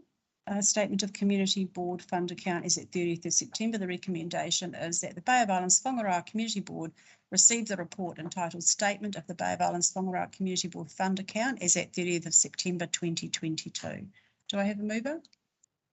Thank you, Bruce. Seconder. Thanks, Roddy. Any discussion around this? It's actually an information report. I think in answer to your question earlier, Amy, the balance of funds are on page 41, and we have had a discussion around, Joshua and I, around actually tidying that up so that the amounts are all in the same place. So we have item 7.6, which gives you a breakdown of the applications, the funds available, and the placemaking fund. I do note that the amount 139,357 differs from the 134,713.36. It may be that something May have taken it at hasn't different been- times. Yeah. hasn't been- Okay, so we'll try and remedy that so that we have it, that included, and they're done by two different departments, so they don't fall in the same report. So it will be helpful if we did have that information together. Any questions in relation to this? I know there's one query that we were discussing, looking at the length of time to uplift funds. Lane, we were discussing the unused funds from the Kitty Kitty Football Club. Tried to get hold of James Bond without success. Actually, I'm sorry. That's okay. If you could follow that one up, unless anybody knows anything about it, it goes back to 2020, 2021. So it's getting a bit old. We just need to clarify what has happened around the storage facilities for the equipment. Kim. I have spoken to them. Yes. So they have purchased the container due to the weather being quite bad. Recently, they have been able to install it. They are now going to install it, and I should have it up with that funding. Excellent. Thank you. Could I ask a question to the Yes. chair? Do we know what they're planning on doing with the container when they move? More than likely taking it. Now their asset, by this up for discussions. So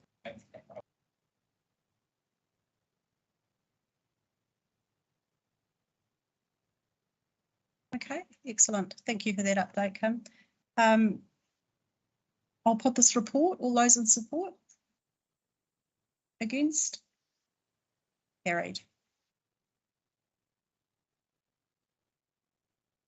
Now we're on to item 7.4, page 21. Project funding reports that the Bay of Islands-Whangaroa Community Board note the project reports received from A, Bay of Islands Country Rock Festival, B, Beauty and the Beast, C, Heritage Northland, D, Massive Theatre Company, E, Morph Puppet Festival. Do I have a mover? Thank you, Jane. Seconder? Bruce, thank you. These reports are in full in your additional information. Everybody happy with receiving those? I'll put that to the vote. All those in support? Against? Carried. Item 7.5, page 38.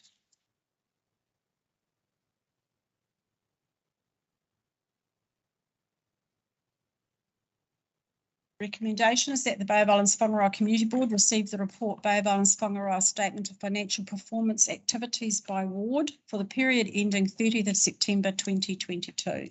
Do I have a mover? Madam Chair, can I ask a question before we approve this? I'll move it first, thank you. Okay. Yeah, put it on the table. Sorry. Do I have a mover? Lane, thank you. Seconder? Thanks, Tyler. Jane? Can I ask within the expenditure where we see the grants? Mm-hmm. They don't appear to be there.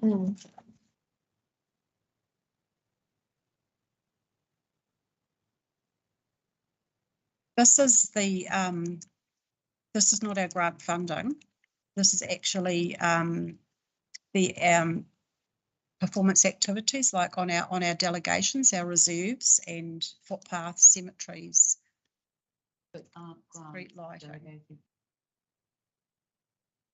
Just seems a bit odd that we've got a list of all the We've never had them expenditure. in. We've never had them in there. Commissioner, are you aware? No. Because that would give you a year to date for your grants as well. Another. Thank you, Kim. This is only money that FNDC has spent, not your grant applicants. So when I receive the project report from back, I don't have to process that or pass that on to our finance team to track. So this is only funding that Far North District Council has spent, balls, reserves, etc., and not what external. I understand that, Madam Chair. I just questioned why they were completely separate in terms of how we view our financial. Buckets of money. So this is mainly facilities and infrastructures money that they have and not community development. Okay. Out of the picture, but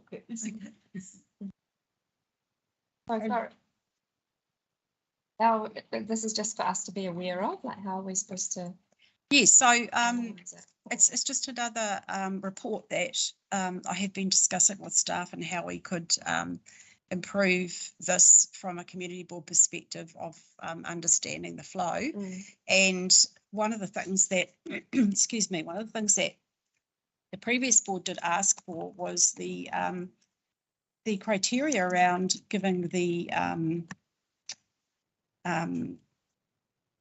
differences, the variances, was only around in excess of variances of $100,000 that was seen as significant. And from a board perspective, I felt it would be more valuable for us to have the information at around 20 to 30% variance, particularly when it came to parks and reserves. And that was because sometimes it's down to seasonality, the levels of service. Like you might find that there's a lot of money still in the budget, but the grass hasn't been grown, so the lawns haven't been getting mown. But by year end, that will play catch up. And sometimes if it goes way over budget, you know, like we've been having a lot of tree issues lately, for example, and that comes out of our parks and reserve funds. But because we don't get that breakdown, and because it has to be a huge variance for us to get that information reported on, we feel it would be more beneficial for us to see and have an explanation. There's a brief explanation on the back on page 40, where you do have disruptors like the Tourism Infrastructure Fund or the Provincial Growth Fund, and that can cause huge variances when you have you know, external monies coming into it. But it's never been very clear, so I'm not really sure what we're wanting out of this, other than it's a mid-year flow of where we're at with our budgets. We've got staff in the room. Would any you wanting to comment, or are you just listening with intent? Yeah, maybe we have a chat offline outside of this meeting. Yes, so anything that sticks out to you that is a huge variance, if there's not an explanation on the footnote, or that can't be answered. Sometimes we do have staff in the room to answer these questions, but unfortunately the report writer's not here today. He's not online, Joshua, is he? So we'll take that in hand and we can have the discussion around how you would like to see this reported. And the report writer, it's very helpful for them to be in the room because they can explain why those variances are there. Guidance on how to read it. Yeah. At all. Okay. Yeah, see if that's a good number or not. Yeah. Okay, that's great, Amy. We'll take note of that. Thank you. Anne.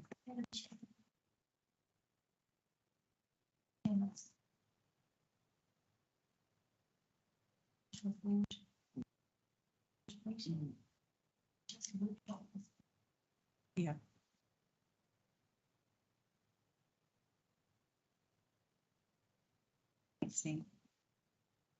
We will do that. All right, any other questions? No? Put the report, moved by Lane, seconded by Tyler, that the Bay of Islands-Whangaroa Community Board received the report Bay of Islands-Whangaroa Statement of Financial Performance Activities by Ward, period ending 30th September 2022. All those in support? Against? Carried. Thank you. Now we'll break for lunch at around midday, so we might just do a few of these funding applications since we're ready before you want to get into it fresh. How are you feeling? Would you like to break for an early lunch, or would you like to start on the funding applications? Yes, good morning to you. Oh, that was your 10 o'clock break. Yeah, thank you. We'll have an early lunch and time out. We've been sitting for nearly 2 hours. Okay. So I will adjourn for lunch. We will be back at what, half an hour? 12:15. Is that enough time for everybody? Thank you.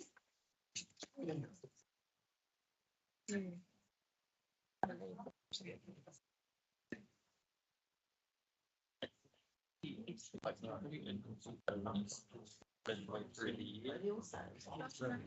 we confirm the live stream at page 4?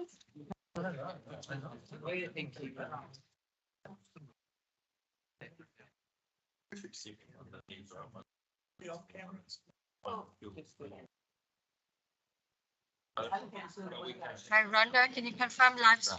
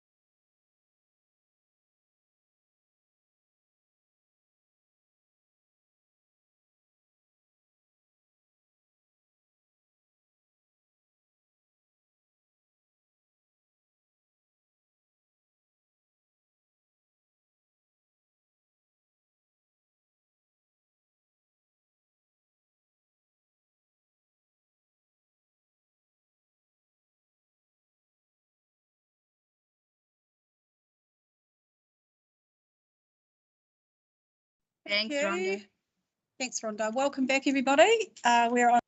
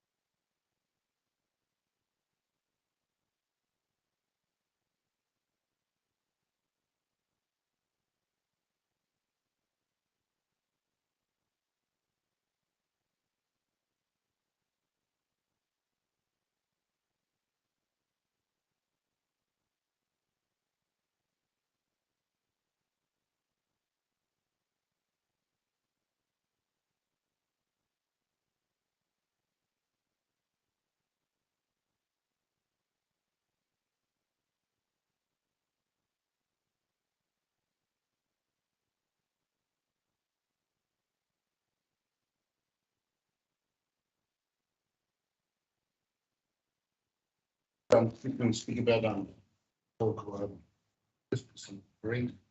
Coming from Tūmata Mākuku, well, then we try to find ways to bind our communities, and the Christmas parade is one of those avenues that we use in order to strengthen the bond within our communities and put the focus on what we would call manaaki, bringing our community together.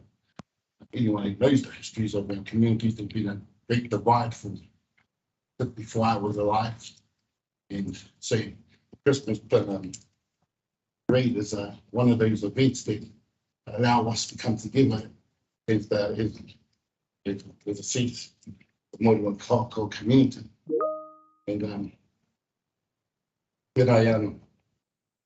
when I go to these events, I take note that it's not just an event from Koa, it's an event.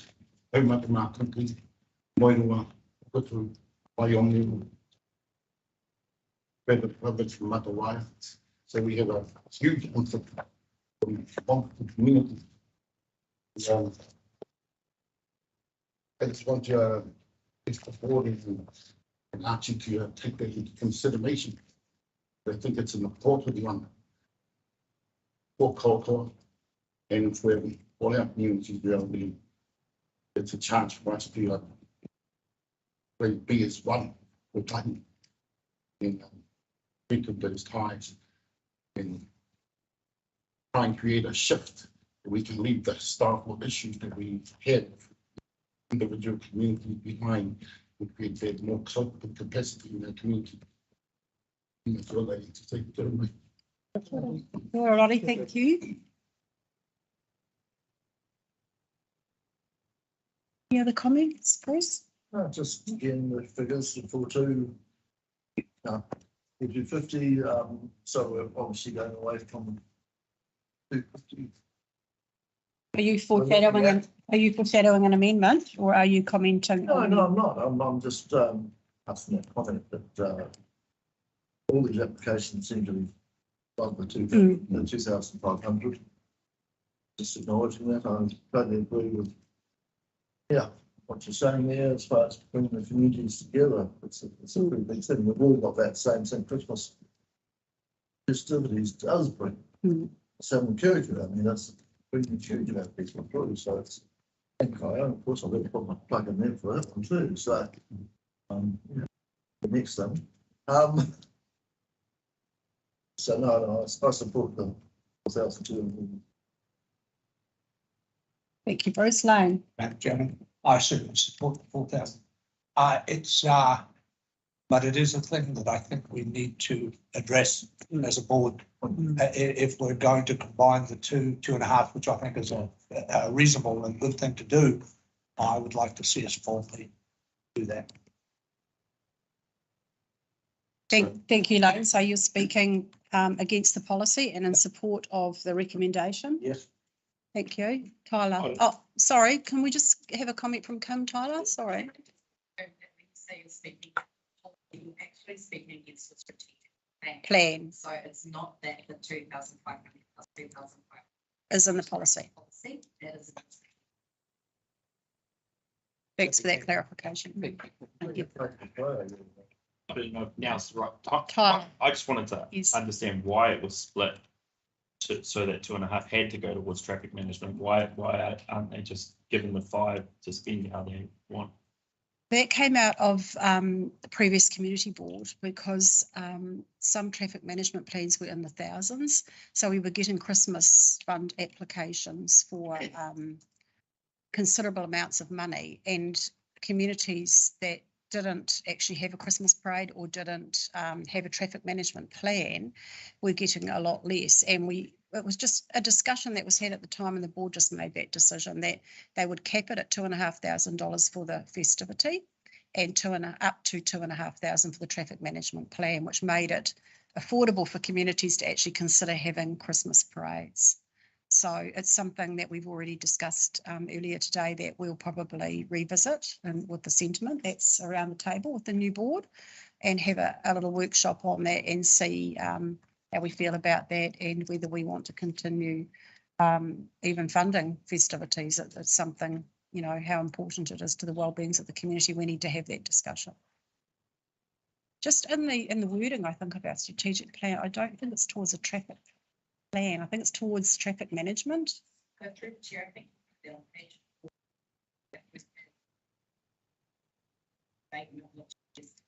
One Christmas event or brand and traffic management idea and Russell or up to 2,500 per annum for the event plus traffic management up to a maximum. So yes, that's okay. I didn't realise you copied and pasted that, but that's how I understand it. It's not a traffic plan. It's actually towards traffic management. So I'd just like to bring your attention to, sorry, Tyler, do you have another question, or was that it for now? No, that's.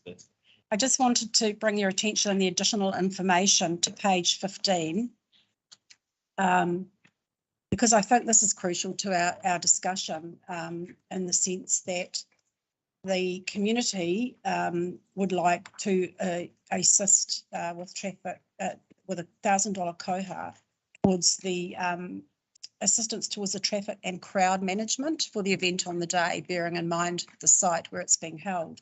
So in my personal opinion, I would view that as a contribution to traffic management. So that's just my feeling. And if we were to give the 2,500, that would actually be 3,500. So it's how you're looking to justify the amount that you're giving, and we can make it complicated, or we can look at it simply. But I think there are expenses in all communities that go towards crowd control and health and safety issues, which relate to traffic and pedestrian safety issues, traffic management. Yes, so it's a shift from a formal waka kotahi agreement to communities putting in place things that actually work for themselves in the form of using localism, and it works well. So, Jane. Madam Chair, I agree with your sentiments with regard to the 2,500 and the $1,000. The only thing I had a little concern with was the $800 to Mr. Whippy. I felt that us funding ice creams perhaps wasn't quite the best use of our funds. I mean, I'm not sure whether Whippy would sponsor some offer to the community, or whether maybe Roddy can reply to this, whether you know, it would be disastrous if they didn't have a Mr. Whippy. Whether there's another way around it, but certainly the $3,500 using that formula, I think would be Thank you for that. And I'm just looking, adding up the list. Madam Chair, too. I totally agree. Bruce. I mean, I don't like Mr. Woodview. It's nothing personal, But it's sugary. personally speaking, but this is a children's festival. And I mean, it's like Wally's stuff too. I mean, whether you can say they're good or bad, it's a Christmas thing. And honestly, the kids, the way things are going, it's great to have some. I'm personally, I don't like it, but think about that because it's time for children.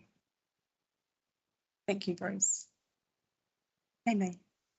I just talked to that is that I think Mr. Whippy might be a really good idea because it's not producing a whole lot of waste. So one thing I just do think we could talk about is that some of the items in here, that mini M&M packet, plastic tubes. So I just think as part of our funding, we should really consider just, you know, environmental impact of single-use plastics and things like that, that might, I don't know, something we would just think of an alternative for things like that. I know that's my personal view, but with Mr. Whippy's good because there's not all this rubbish left over everywhere. I was thinking of fruit as an alternative. Yeah, but Good point, Amy. And, you know, you're welcome to frame an amendment around that recommendation if you so wish. Yeah. Carla, did you know? No, I'll just. Any more discussion? Anne? Yes. Nations about whether ice cream is I don't think it's our job to be here. I think one of the things we could encourage through the application process that applicants consider and demonstrate how they want to their waste. And it's a very good example of that in the application for the sanitarium fix. They demonstrate sustainability. So rather than framing an amendment, shop not having container, I think this way moving to we sit down next year and look at our strategic plan is to say what are the values that we can demonstrating the achieving compliance with the funding application. Yes. And I just want to conclude that it's a Christmas parade. It's ice cream and it's worried about dental society and feeds children and all this, but on another day for you. Thank you, Anne. And I think we do have in our strategic plan, Kim, healthy eating and water options, and we've had plenty of past debate over these issues. Yes. Around that. Yes. Healthy families have also yes. been trying to work with council around events and getting on sustainability and healthy eating. And so what they have previously done in Auckland is that they would rank their events. So you would a gold event if you had recycling stations and healthy eating options. So not that it just has to be healthy food, but that had to be an option there. And so then you were more likely to receive environmental funding if you were silver, yes, or lower. And so they have been trying to work with council that will be been spoken. Great, thanks. So yeah, we are onto that, but thanks, Sam. We will update that when we do our strategic plan early in the new year. Roddy, right of reply? Yeah. It's really a question first thing. I'm under the understanding that the money that they don't use in the event would be shown to the board. I might have a resolution for Koa on this matter. Because Mr. Frosty Boy lives right next door to me. Because he lives next door to me, part of my community, he's already support thing. So they might find that it's a lot cheaper, and so I'm going to bear the NC cargo. Most likely they'll make the list with the ingredients. Maybe okay. Yeah, it's what I'm talking about, saying. Yeah, it's, my neighbor. Yeah, it's the same franchise across the board. So I don't think Malcolm will actually need.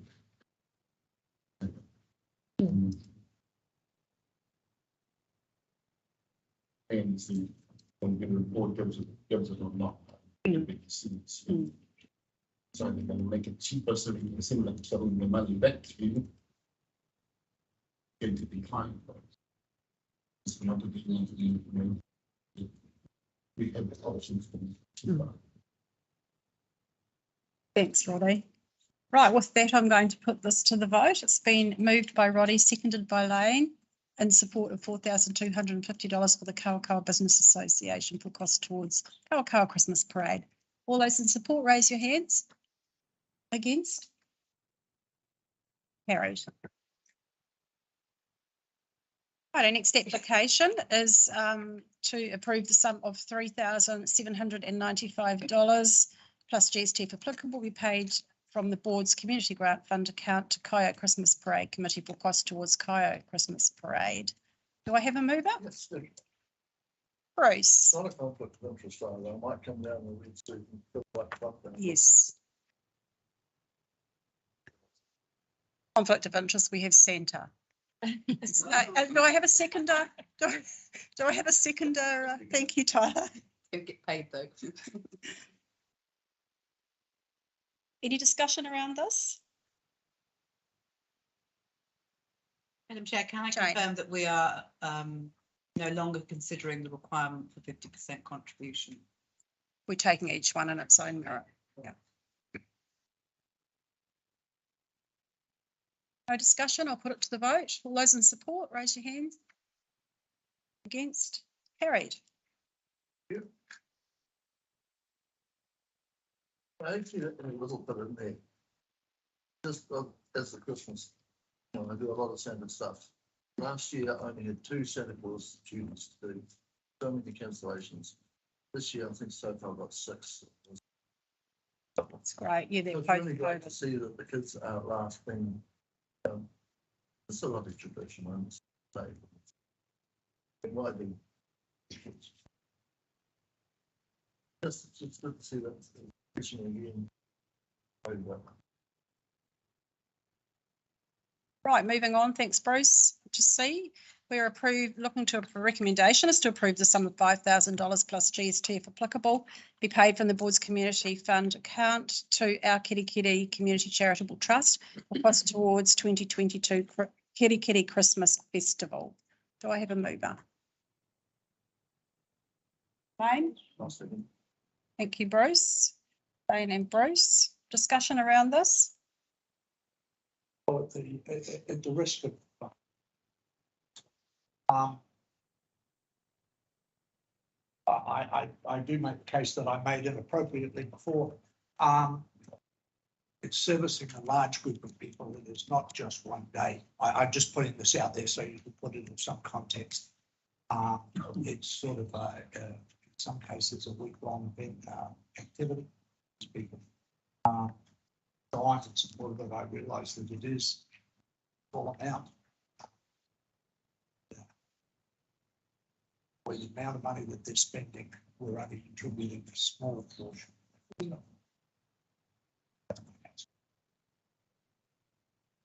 Thank you, Lane.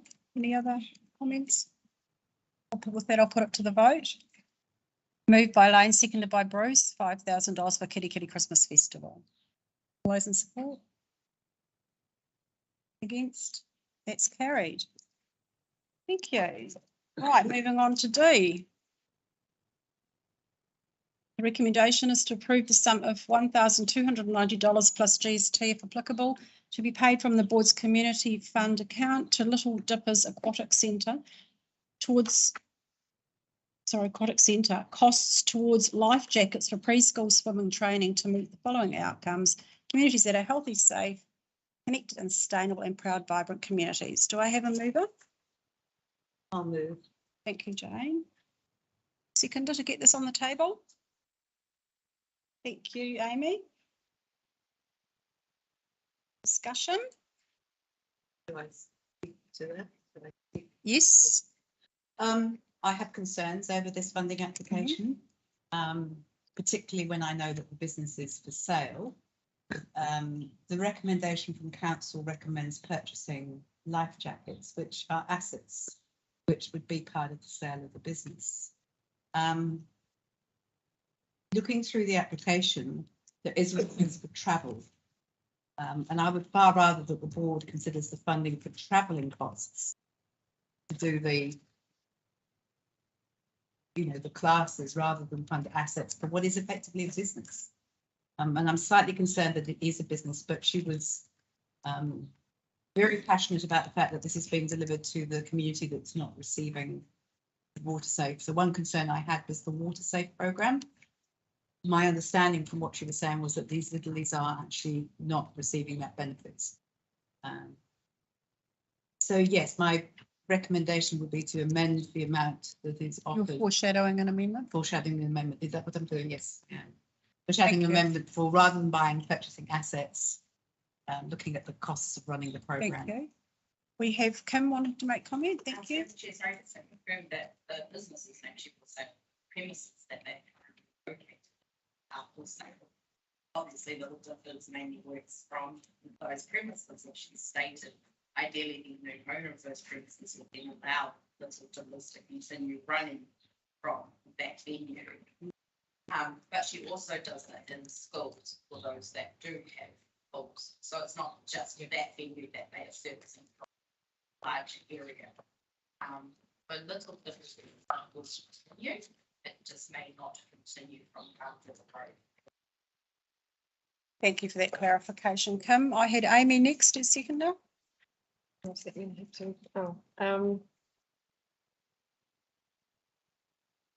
no comment.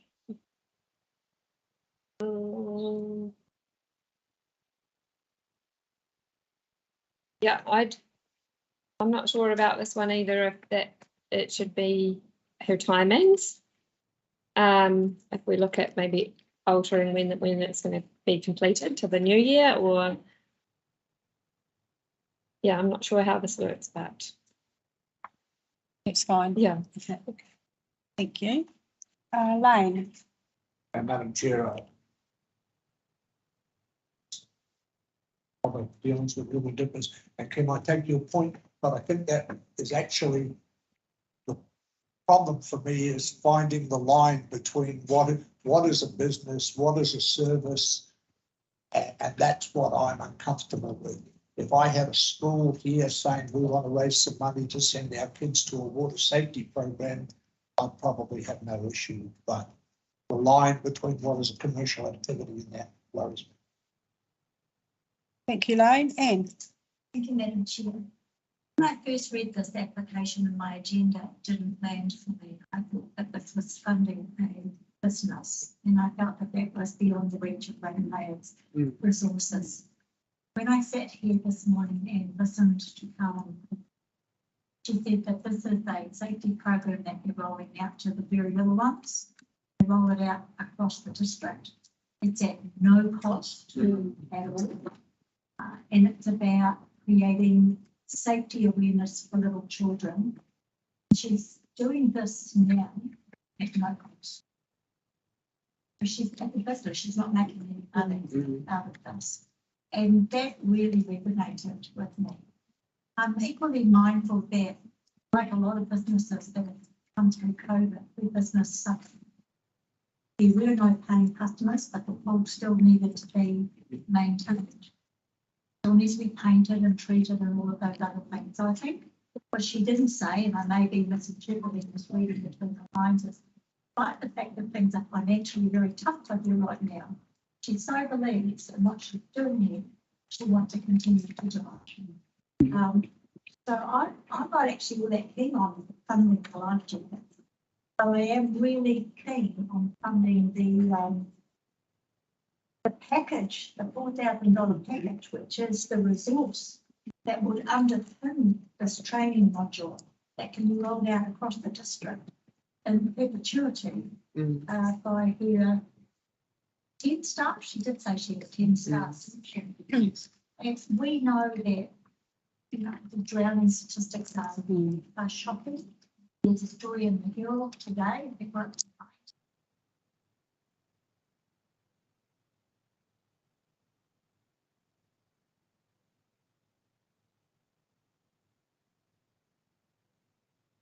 Safety fails. Still fall down. I'm going to foreshadow with James.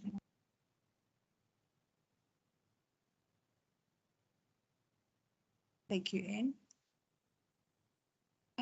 Tyler, was it your hand up? Roddy. I just want to say something.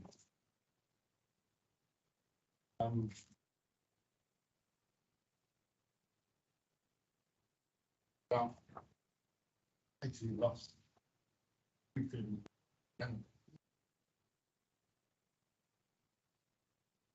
All the time.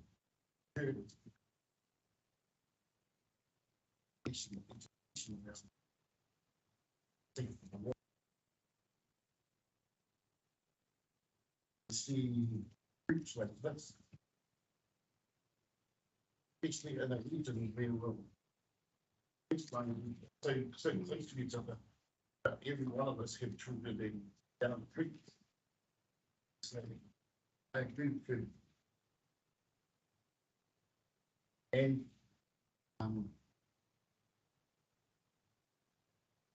life tickets, but the research, the rest of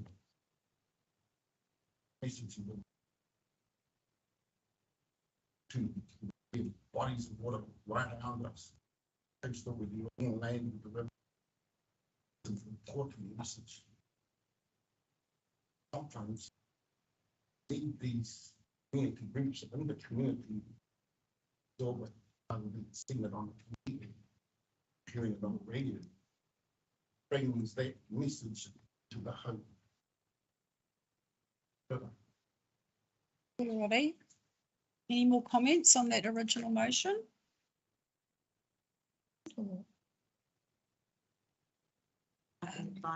We're just discussing the original motion that Jane put. Bruce? Yes, I like you, and I just said that, sure, so it's commercial religion. Fairly against it, but listening to talk here, and I've had 2 grandchildren go through it has cost them quite a lot of money to do it. Which I wasn't understanding that was, but take it out to the kids. Take a lot of farms away. And you can have the same success as out there program. I've seen it actually done physically. Amazing, actually. So they've been it's amazing how those little kids float. Surface. So yes, no, I suppose, but to what amount? Yeah, 4,000. Well, that give them something, I think. Just to remind you, the original application was for 8,410 and the recommendation has come to us at 1,290 for the life jackets. Thank you, Bruce. Any other? For me, the key thing is it's resource. It's a resource that's been provided not only for children, but also, as you said, the adults. Being a non-swimmer myself, you have to have it available to the adults as well. I think the cost, because I haven't got the access to the information, but the key thing for me is, will someone else be able to continue this if she doesn't pick it up? Well, and if that's the case, then it's imperative that the resource is kept in the community. That's the key thing. And any other expenses, I mean, if she's having to travel the distance that she's talking about, carrying the material, the equipment that she has to use, and those itself are big costs to her, time factor and everything. So, you know, I support the contribution that we need to provide. This Thank you, Babe. Jane, would you like a right of reply on that? Yes, sure. In some respects, I agree with what Anne said. I think we both said the same thing, which was we think the program's important, particularly because it addresses younger members of the community and the drowning. Whether the $4,000 for the program, when I read it, there seemed to be a lot of Facebook marketing and social media strategy rather than just the resource. So I think we should contribute in some way to enable her to deliver the program. I'm happy with $4,000 proposed to create the resources, noting comments about making sure that resource is protected. So I would. As the mover, would you like to amend the amount? Yes, I would like to propose an amendment to the application for Little Dippers, $4,000, purpose producing resources and marketing. Marketing to schools for under 8 for primary schools in Kura. Is that correct? Thank you. Amy, you're the seconder. As the seconder, are you happy to support the alteration to the motion, the amendment to the motion? Of the amount, $1,290 to $4,000, which Jane has tagged. Yeah. Yeah. Can you go more or can you not do that? You can amend it to. No, we haven't voted. So Just an amendment. yes, We're not working on the original motion. She's foreshadowed that. So she's going to need support on a seconder for her motion. And it's not going to be Amy. no, It's going to be, she's going to call for Amy. yeah, Seconder okay. for her motion. So Jane has moved an amendment for $4,000. And so I Tagged have it to the development. to be tagged. Yes, do I have a seconder for that motion? That amendment, sorry, the amendment, sorry. Development of resources. Tag within our Islands-Whangaroa as well, would be the only other consideration right there. While you're thinking about that, Kim wants to further comment. Through the chair, so just to confirm, so that when the applicant asks me what is the development of resources, and I can tell her that that's the register as per her application. No, not paying for asset. No, it's the fourth, it's the. Wording for this amendment that she wants. My original amendment was for mileage. Life jackets And and I changed that amendment to be because the resources as per council courts. Jane, can we have some wording around your amendment, please? So at the moment, we've got, Development of resources, so I need to be able to see a receipt from the applicant showing this. What it was. Yeah, so does that include advertising as well, which is Yeah, so required? the development of our resources, brackets, advertising. Yeah. Something. So she's got 4,000. Then when she accounts for it. And also she and it's not towards not towards life jackets. towards the development. Jane, your wording, towards the development of resources. We're wondering whether to put the mileage in as well. At the moment, we've got to approve this, the amendment is approve the sum of $4,000 plus GST if applicable. Towards development of resources, we got that far. The credit share being given the quote. Yes, that's what we've got in here. We've got a quote in front of us, so it's Not just for the marketing. well, it's more than marketing. It's actually a promotional content package, poster designs, marketing resources, flyers, handouts, templates. Yes, the amount, Jane. Well, resources. Yeah. The amount has just been ring fenced in the application on page 64 as advertising / promotion. Are you happy with that wording? Councillor Court, you were the development of resources.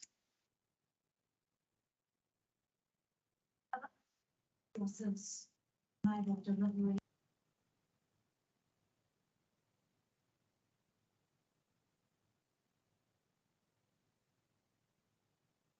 water safety. Water safety promotion package, was it, Anne?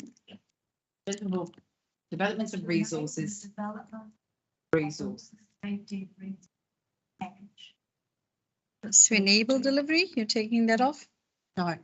To So we've enable got, delivery of we've water got safety here, programs. Jane, Little Dip is aquatic centre costs towards development of resources to enable delivery of a water safety promotion package. Correct? Program. Program. You want to add program? Program. Package. Promotion program, promotion package program. Right. So I'm going to put the amendment moved by Jane, seconded by Anne, approve the sum of $4,000 plus GST if applicable be paid from the board's community fund account to Little Dippers Aquatic Centre, costs towards development of resources to enable delivery of a water safety promotion program. All those in favour, raise your hand. Against? That's carried. So the amendment now becomes a substantive motion. So I will put that as a substantive motion. Sorry, Madam Chair, I just noticed that invoice says 1st of August 2022, and now I'm wondering if this is something that has already happened and then we be paying for something retrospectively. We don't fund retrospectively. Is that a quote? It says invoice. And it says main shoot 1st of August 2022.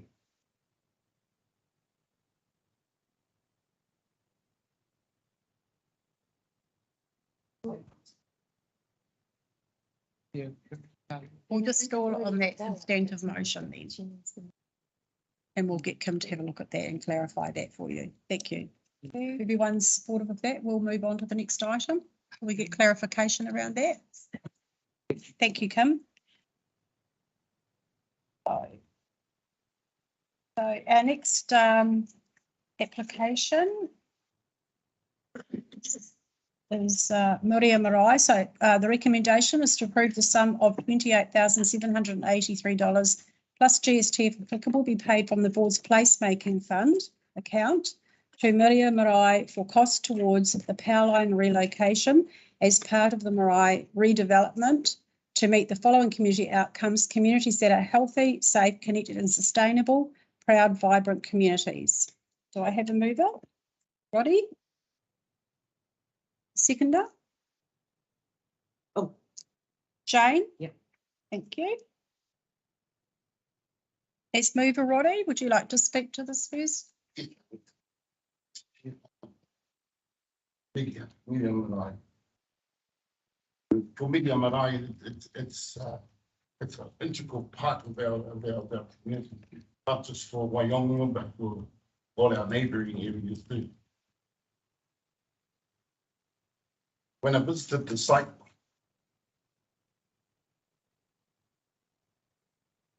I could clearly see that none of the prospects of being able to carry out the project actually take place.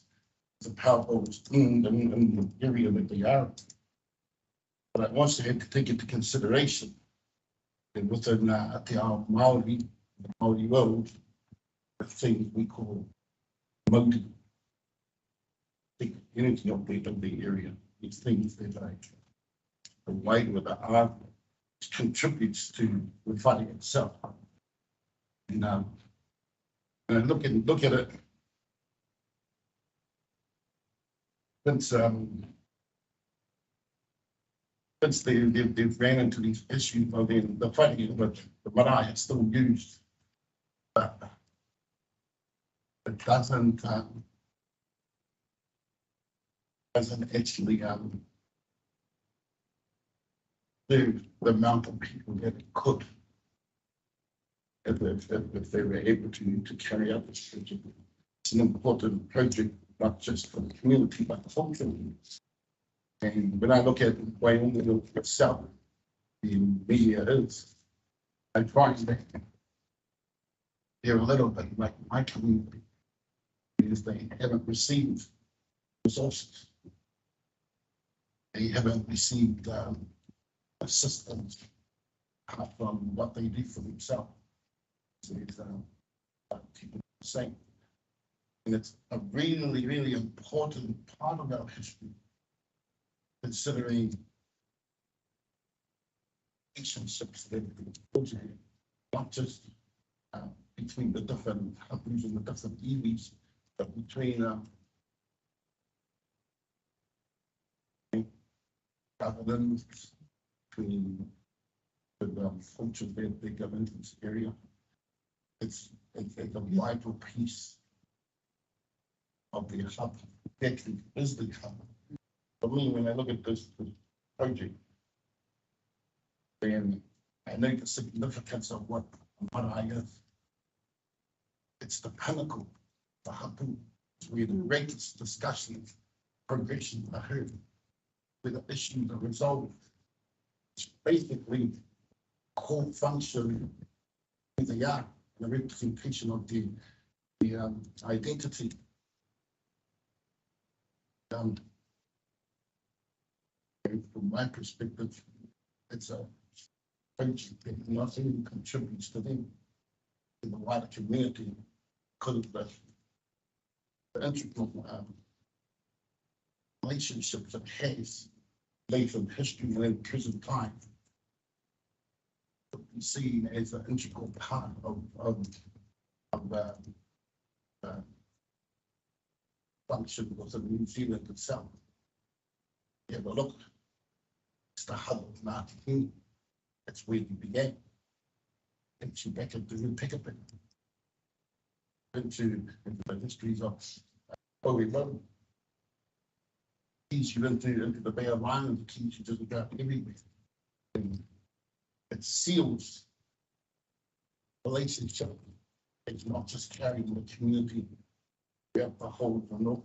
You can go anywhere and just about any marae and after the thing about media marae and that's the first thing they say, what a shame you can look like this. We have an opportunity to aid people.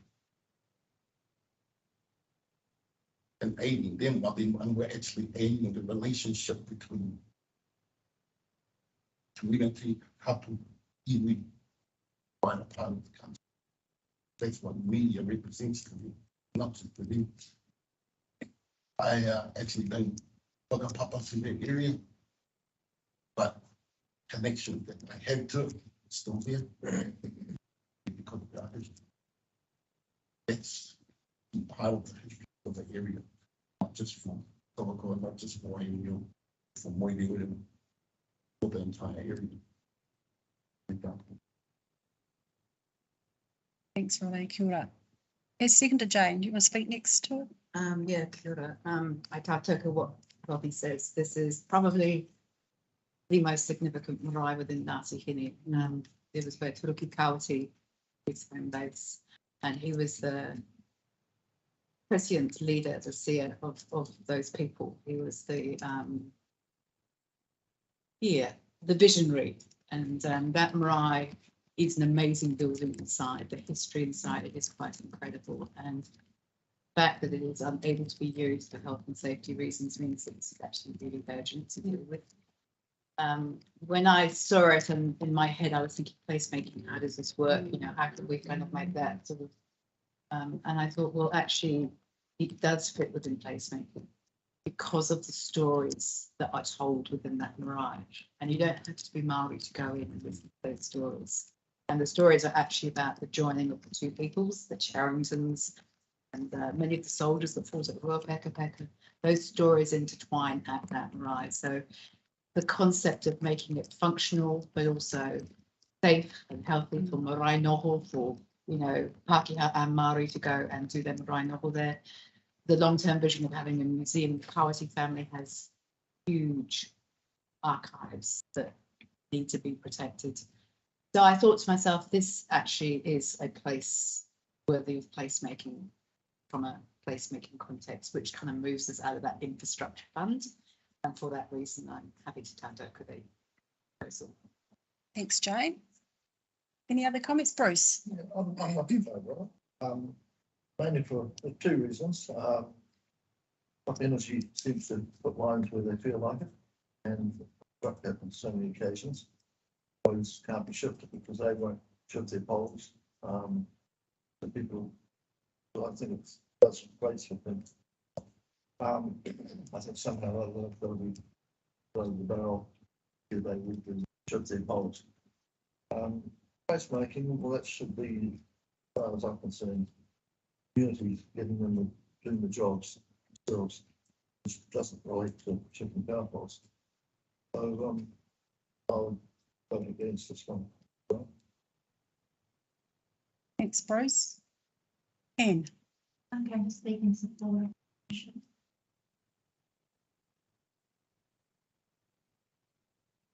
Top Energy was created in 1923. I would imagine that.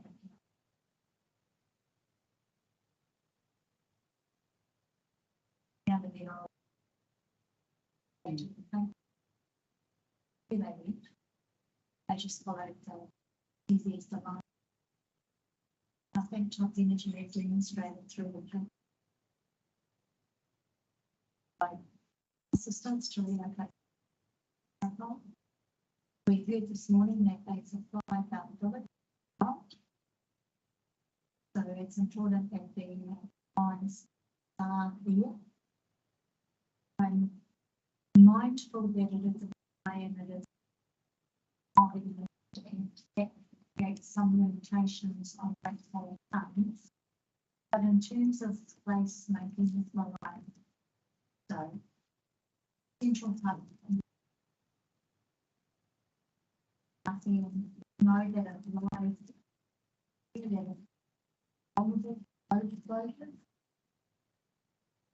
as it develops that larger role in creating that community that will be able to keep the future. And I would really like to support the project for the reasons that Roddy and Jane.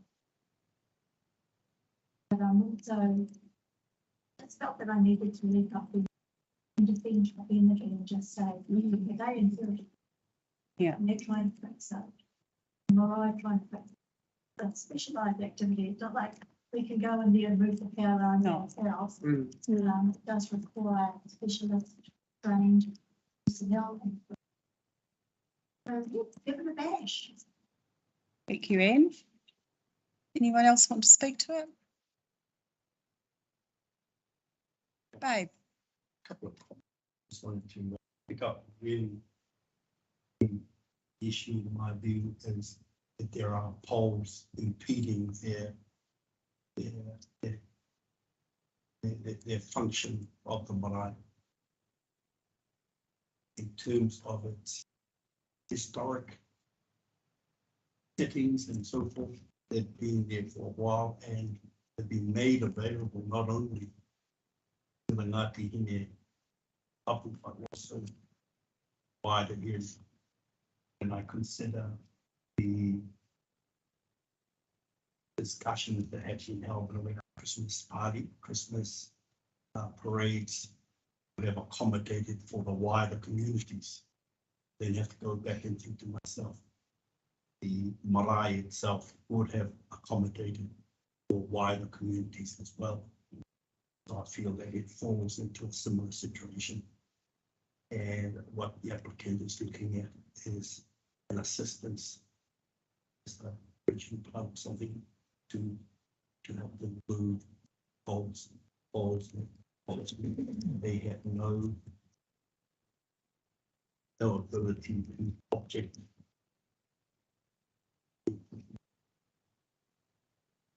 There is a move to support it. Thanks, babe. Any more comments? Well, Tyler. Question, Madam Chair. Yep. I'm just, excuse my ignorance, but where does Ngāti Hine sort of spread to, like, how much of the area? It's a huge area. They're done into Whangaroa. Ngāti Hine is two that came across on the gallery. The daughter, father is from Wood. And spread across water tone, keeping play. And But a good question and something we could note to get some hapu iwi maps members so that we have an idea ourselves of the boundaries that we're dealing with within our ward, because our ward boundaries don't match hapu iwi boundaries. So you've raised a really valid point. We'll get some maps and have a look at those too. I think the easy way to answer your question, then Ngāti Inge comes from the people like Hine Amadu to Toka, Uenuku is the son of the tupuna of Ōrahi. Is right.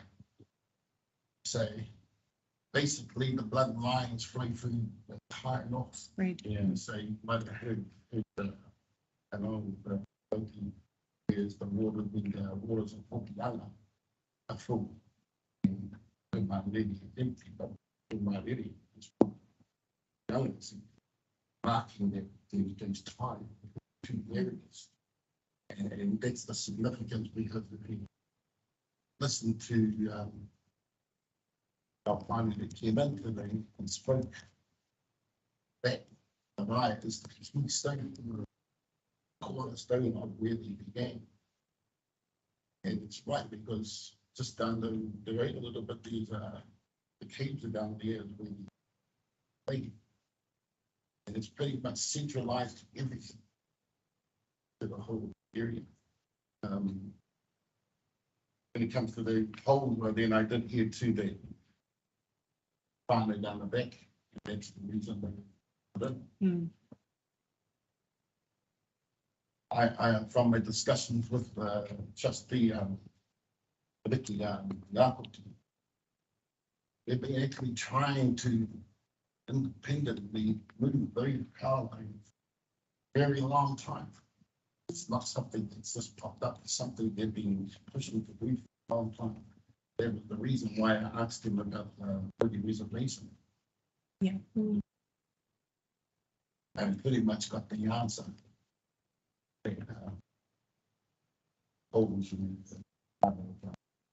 But you got to remember that the Māori Reservation Act, some of the amendments that are in it now weren't in place. You look at the amendments made in Māori Affairs Act for specialised Māori reservations Act for Marae, there's key components missing. It's just because the time frame from there to 1993, they've been able to amend more rights into the reserve. Time frame when the trees, issues get enough. As they see, Top Energy has come to the party, and they were the Top Energy was responsible for actually going in there and doing the scope, giving them a pricing of what it costs to actually relocate these lines.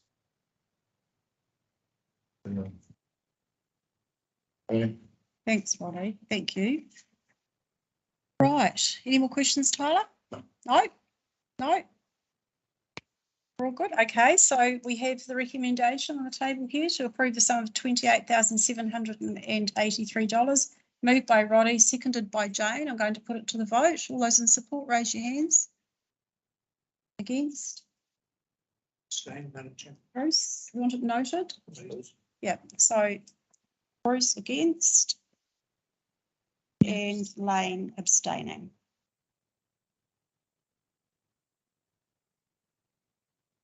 So that's carried. Thank you. Move on to the next item. We have a recommendation to approve the sum of $4,373 plus GST if applicable be paid from the board's community grant fund account to Ngā Purapura Festival for cost towards the 2023 Ngā Purapura Festival to meet the following community outcomes: communities that are healthy, safe, connected and sustainable, and proud, vibrant communities. Do I have a mover? Lane and Bruce, thank you. Like to speak to this, Lane? It's a festival we've supported, Madam Chairman. It's highly successful. The local area benefits from it.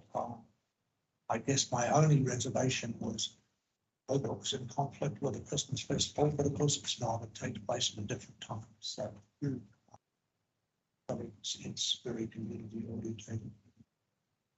My colleague was far more than. Thank you. I would just like to note for members that in an application for this amount over $3,000, the applicant should come and speak to the application. I just, if you're happy that that has not occurred, I'm happy to accept that if the board is in agreement, but I will continue the discussion. Bruce, as seconder, would you like to talk to that? Yes, a very successful activity, free for children. There was one spoken the whole. And I can't say more. It is amazing festival. It's really good. And the parents too, they're encouraged to sit down with the kids and make silly musics and have it. Quite right. Yes, it concerns me that Hannah wasn't here today. She is always sick. She is sick. Oh, thank you for that update, Kim. I was actually going to say that criteria is, she'll leave it lying on the table until the next meeting, because this is until March, until another meeting, about 3 weeks time. Depends on her timeline. I'm not sure. Yeah, that's right. Yes, she did take on for shopping. And I will come to the next meeting and speak to them. I'm in your hands. Are you happy to go ahead and move this, or would you rather Hannah come and speak to us? How do we feel? It's not the Christmas. No. No, it's a festival. I guess we've heard from them before, but I'm quite happy to defer to somebody wants to wait. I'd like to hear from her. I just think that makes a big difference when you actually get it. Okay. Yeah, you're probably. I'm not aware of the course. I mean, it's pretty glowing. We've had lots of feedback over the years of what has gone on. So Elaine and Bruce, as Elaine is mover, are you happy to let this lie on the table? Bruce, the seconder? Yeah, so I will put that. All those in support? Let it lie on the table till next month. Against? Carried. Thank you. Next application is the recommendation to approve the sum of $5,000 plus GST if applicable be paid from the board's community fund account to Northern Community Family Services for costs towards providing budgeting services to the community. Do I have a mover? Bruce, seconder. Thank you, Roddy. Bruce, discussion? It's great to see that David is in on this one. It's few people on the board who have dealt with David before, but he used to be the chair of the community board. Great guy. And to hear his support. Today, but he's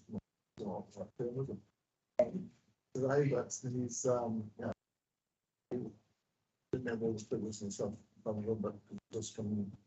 But yeah, gives me a lot of confidence. It's going to be done. So it's an awkward time. Struggling. Which now, see one of the signatures on here too, and now which for many years. He's committed to it as well. So that's this one. Thank you, Bruce. Roddy, did you want to comment as seconder on the? Please. The budgeting services? Oh, the additional information. Some of them are hard to read. They've been punched, hole punched. 93, page 93. Now listen to him. He has a long reach for that service. He reaches out to even Moiwan, reaches out to Kaipui. And what really hit me with the description, how many people they help, the percentages of this one. You have a look at it, 375 farming support, all new families. of the total of clients seen 75% about 22% from European number. That's a huge number. Mm. And I know that there are organisations out there that do a lot of budgeting, but Ngāti is one of them. Ngāti budgeting. I noticed something, that people would rather come away from their home area and bring them monetary problems. And this is where I see this is a necessity. Creates another space where the people feel like the information protective and they're not actually like and you tell you that and somehow another things down the road. The other thing I like is I really appreciate that you're doing it because even I have issues with budgeting. everyone that I hang out with has and they would make these services in parent communities. And when you have resources like this, priceless, in my view. Especially when I look at the numbers, there must be something, right? But I tell you, one of the hardest things to get the Māori to speak about is finances. Thanks, Friday. Anybody else want to comment on this? Yes, Anne. Yes. It's not because I don't admire what they're trying to achieve. And it's an impressive field. I asked how many people are qualified financial advisors. The answer was one. Budget isn't seeking to bring any more qualified professionals on board or provide any level of training. The budget that they're asking for is just to pay the bills. And I see that they're actually a hybrid.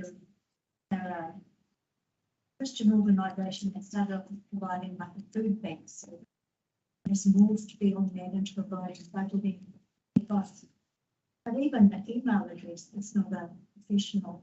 It's not a incorporated society. It's not registered. I don't know what level of professional advice are actually providing these people. When I see the referrals, I was really disappointed with some of these referrals. I work in income as referring people and not providing that service themselves. It's incredibly disappointing. Or in a tamariki, one cup, mental health services. All of these people, I think, people just go on and on and on. And so what I'm not clear on is, what is the quantum of professional advocacy services that we have out there at the moment that are doing? How many have got a good heart and are trying to do the right thing, but may not necessarily be giving people the right professional advice? So I would like to decline this one at this point, but invite them to reapply at some point in the future once we have supporting information that will help us have an understanding of the picture. Professional competencies they're delivering, what their training program is, their audit processes. Are these professional referrals? Or is this just somebody casually mentioning something? Notwithstanding that they have helped a lot of people, but they're talking here, and it's a little bit confusing. They talk about 257 existing clients, 33 new clients, which is half of what they have the year before, 53 returning clients, and 375 are all new families. So the things actually don't stack up to me, which just makes me start to question. If they can't put together a proper statement of professional performance, what's the quality of advice that they're giving? And I don't say that to be cruel or unkind. I absolutely know their heart's in the right place. I just don't have a level of comfort with that. It's the right use of money. Thank you. Jane. Madam Chair, I too would like to speak against the funding application for a couple of reasons. Firstly, because it seems to be a business as usual, they've come to us for the last couple of years to get what is effectively an operational grant to keep them going. But the clients that they are being referred actually have funding from those organisations, you know, Bald Angels, MSD, RINS, Orangata Marubi, all of those have funding allocated to the client. And so I'm not sure it's council's role to kind of do MSD's job for them. I'm not saying it's not a worthy cause, it is incredibly worthy, but we do have two other budgeting services in the Bay of Islands and over at Kaikoui as well. And like Anne, I'm a little confused with the numbers. I added them up and they seem to be doing less this year than last year.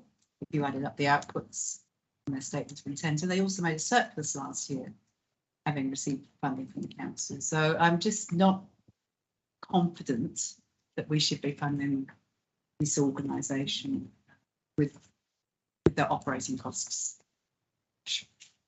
Thanks, Jane. Anyone else want to?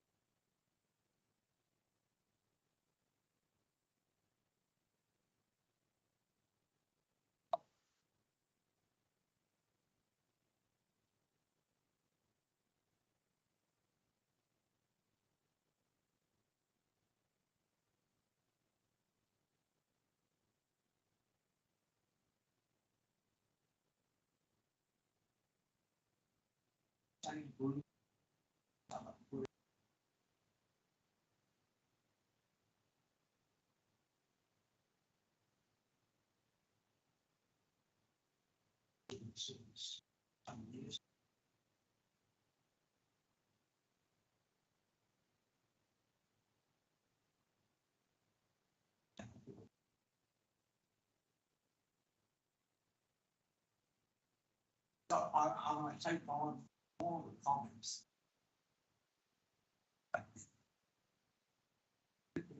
Careful. That's not.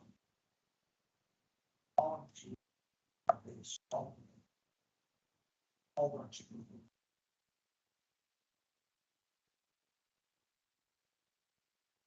Some of the things, others in the time,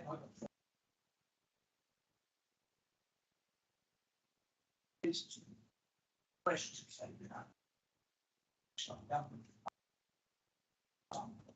And leave down there, they will feel. So I fully accept. But I think that's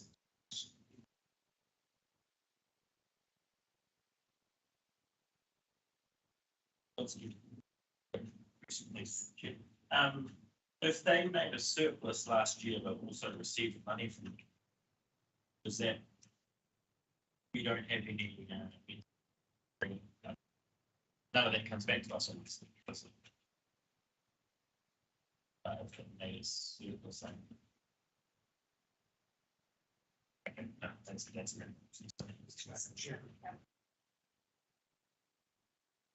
very hard for the show.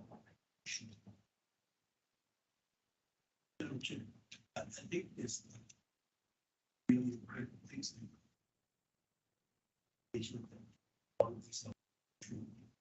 don't want to give them message.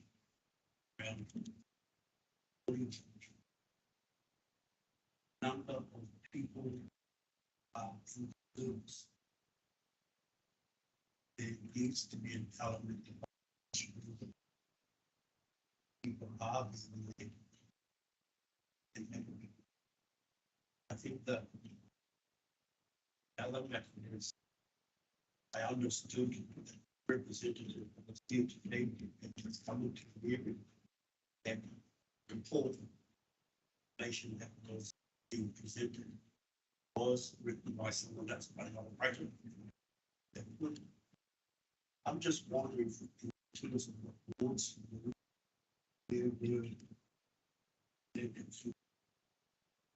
based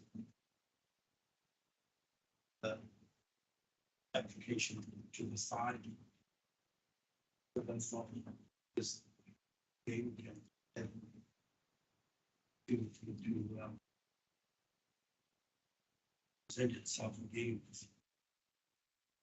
Breaking into the concludes the majority.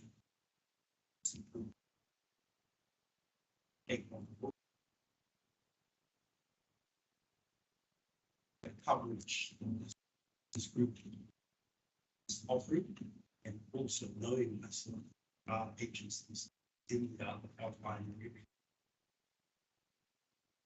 I'm sure that it's not better to nature do this. Should the board thinking it's right?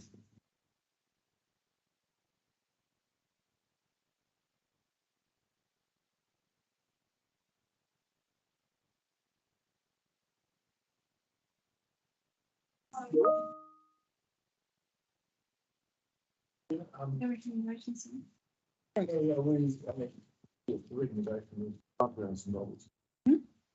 what I'm. So you've moved that and Roddy has seconded that. I'm going to put it to the vote. That we approve the sum of $5,000 be paid from the board's community grant fund account to Northern Community Family Services for cost towards providing budgeted services to the community. All those in support, raise your hand. 1, 2, 3. Sorry, so it's, I need names. Lane, Bruce. Against. 2. Abstain. So Tyler's is abstaining. I'm going to repeat that. So Tyler abstained. So that's carried. It was Jane and Anne against. No. Yeah, against. Tyler abstained. Yourself. So that's carried. Just for the public's benefit, when you're speaking, can you speak up, please? Apparently our audio is not very clear. Sorry, I know everybody's fading a little bit. Roddy was in support. Roddy seconded the motion. Okay. And Sorry. yourself? It was moved by Bruce. Roddy seconded. I haven't been voting, but I support. Okay, now we move on to we have H, the recommendation to approve the sum of $4,000 plus GST if applicable. You pay from the board's community grant fund account to SMC events for cost towards running an in-school kids triathlon series to meet the following community outcomes: communities that are healthy, safe, connected and sustainable, proud, vibrant communities. Do I have a mover? Thank you, Anne. Seconder? Bruce, thank you. And just to note, as per the Purapura Festival, that SMC events are asking for $4,000 and they did not come to speak to the application. Kim, you want to comment? Yes. That's fine. Okay. Anne, as mover?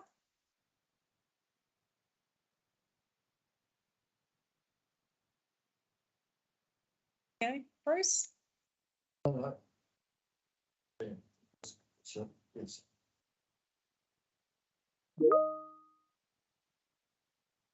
Any other comments or Jane? Madam Chair, we're not clear which schools are being indicated in this application, and I wonder if we applied the consistent approach of if they didn't turn up to speak, then we should defer them to the next time, and perhaps they could come and let us know which schools they're proposing to. I mean, when is this happening? Yeah, is that right? So should we take the same approaches? I'm going to abstain from commenting because I will declare that I was actually one of the 3 chairs that declined the application for the annual community events funding, and it was referred to the community board as a result. Kim? Through the chair, so just to make clear, this application is more so resolution than anything. Yeah, right. this is for the right challenge. So for the resolution, if you were to consider funding it, or even to leave it to on the table, that we change it from an in-school kids try athlon series to an in-school kids try challenge series, just so we know exactly what it is. So is that an error in the naming of the event? It's try So challenge. The name of the event is now try challenge. Right. This is not for the triathlon. Very different event. So even the application that needs to be was not the try. No. That we are. But it's replaced it, hasn't it? Yeah, so the original event that was open to everybody up at Waitangi, as a result of COVID, has gone, and this is a new event that has replaced it. Just because of the resolution says. Yes, yes. Yeah. If Bruce and Anne can confirm that, we'll just change. Sorry? If Bruce and Anne can just confirm that, I'll just change it. in the chat. And as mover, are you happy to change the athlon to challenge? Try challenge instead of triathlon? It does identify that it will be once. Bruce, as secondary, are you happy to amend that to try challenge series? Thank you, Kim, for pointing out. Any other discussion around this? Sorry, Lane. Sorry. Yeah, yes, I'm old enough to put my kid in the Whitbridge challenge, and actually at Whangaroa. It wasn't at Waitangi. We had to drive to Whangaroa, but it was very inclusive, lots of children. And I'm just worried, I'm concerned about it's one school to that, but they don't know the school. As far as I know. Do they? No, through the chair, so this will be several schools throughout the month. Once again, we don't know which schools. Can't say exactly which. Madam Chairman, I would suggest until we know which schools have been suggested that we defer. Thank you. Anne, as mover. Clarification from the funding coordinator, because what reading from page 1, 2, 3 in the agenda.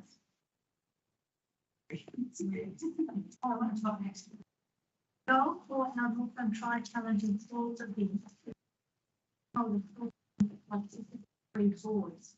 Working alongside Sport Northland identifies one school from each of the 3 wards. Recipients for 2023, a combined total attendance of 1,000 students. That's my point of confusion. So when I read that, I assumed that it was about one school will be hosting multiple schools. No, but several schools will attend that event and that one school.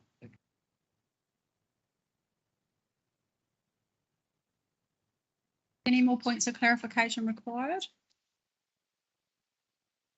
We have a recommendation on the table. No more discussion. Going to put the recommendation to approve the sum of $4,000 plus GST if applicable be paid from the board's community fund account to SMC events for cost towards running an in-school kids try challenge series to meet the following community outcomes: communities that are healthy, safe, connected and sustainable, and proud, vibrant communities. Moved by Anne Court, seconded by Bruce Mills. All those in support?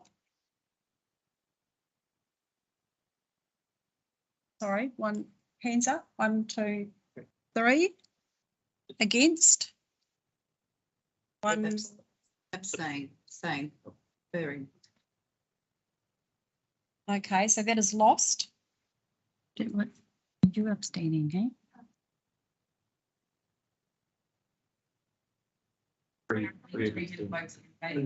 They abstained.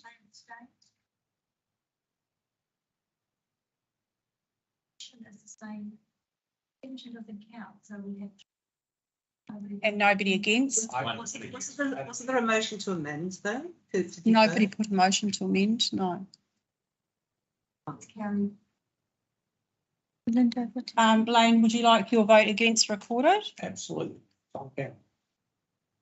And Amy, Jane and Tyler abstained. Would you like your votes recorded?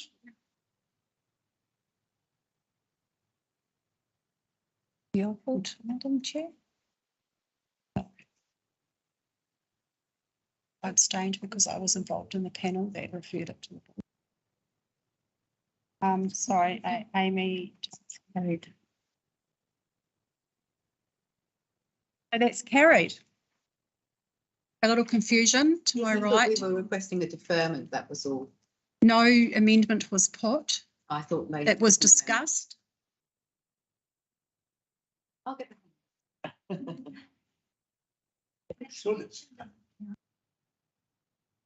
You're just moving out of the vote, basically. Yeah.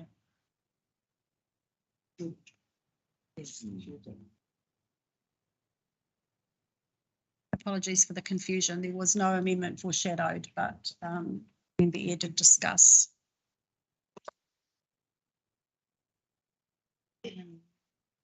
Proposed amendment without foreshadowing, shall we say? Right, that's it.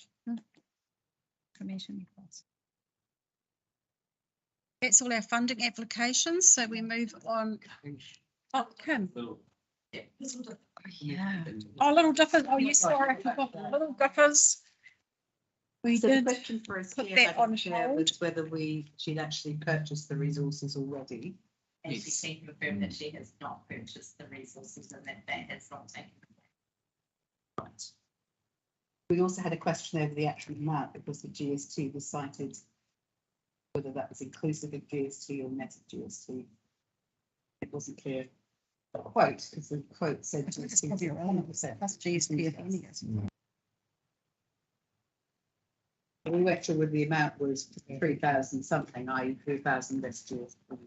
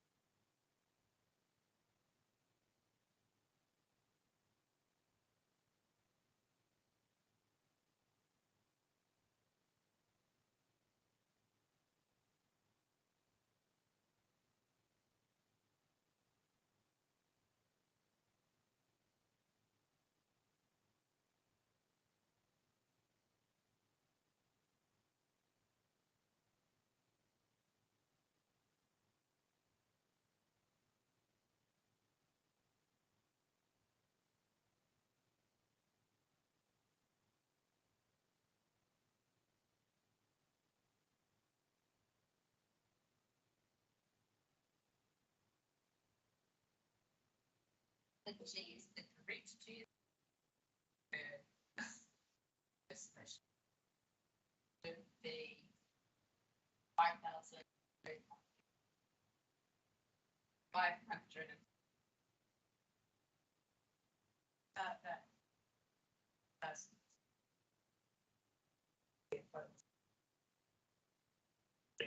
So from what I read, so the subtotal is $1,000 of that $4,000.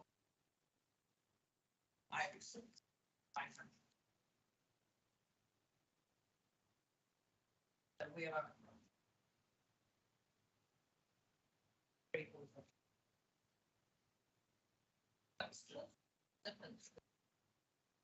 And yes, like my assumption, I assume that they of that as you can remove paper.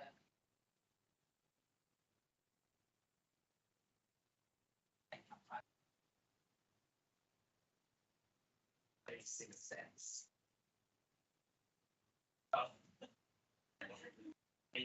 You can round it up. You can round it up to 3.5 plus just that side. Right, 3478.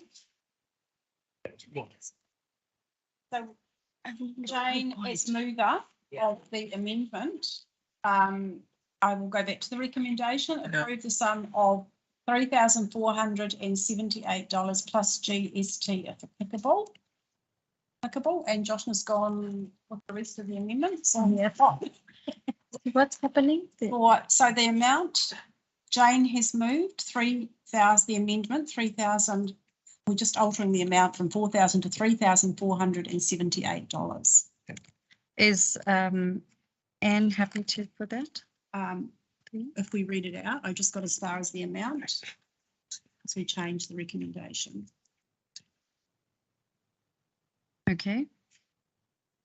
To Little Dippers Aquatic Centre, cost towards development of resources to enable delivery of a water safety promotion program for preschool swimming training, seconded by Anne. Are you happy to alter that amount? So all those in support of altering that amount, raise your hands. That's carried. So the amendment now becomes a substantive motion, which is what I just read out, for $3,478 for Little Dippers Aquatic Centre. All those in favour, raise your hand. I need a mover first for the Again, substantive motion. sorry. We need a mover for the substantive motion to become the motion.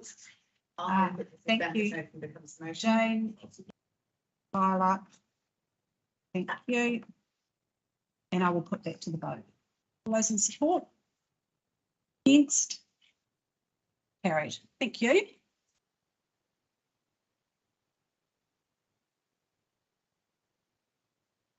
Now we have dealt with all those funding applications, so we'll move on to item 8.1, Whangaroa Road and Reserve, a way forward, page 129.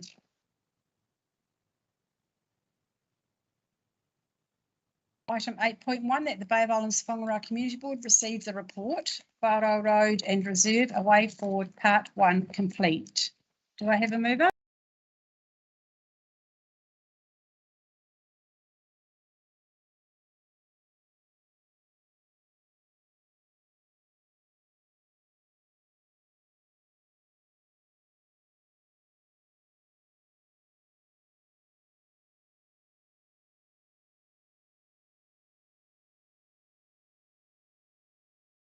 Yes, we met. You've met everybody that, oh yes, on the Yeah.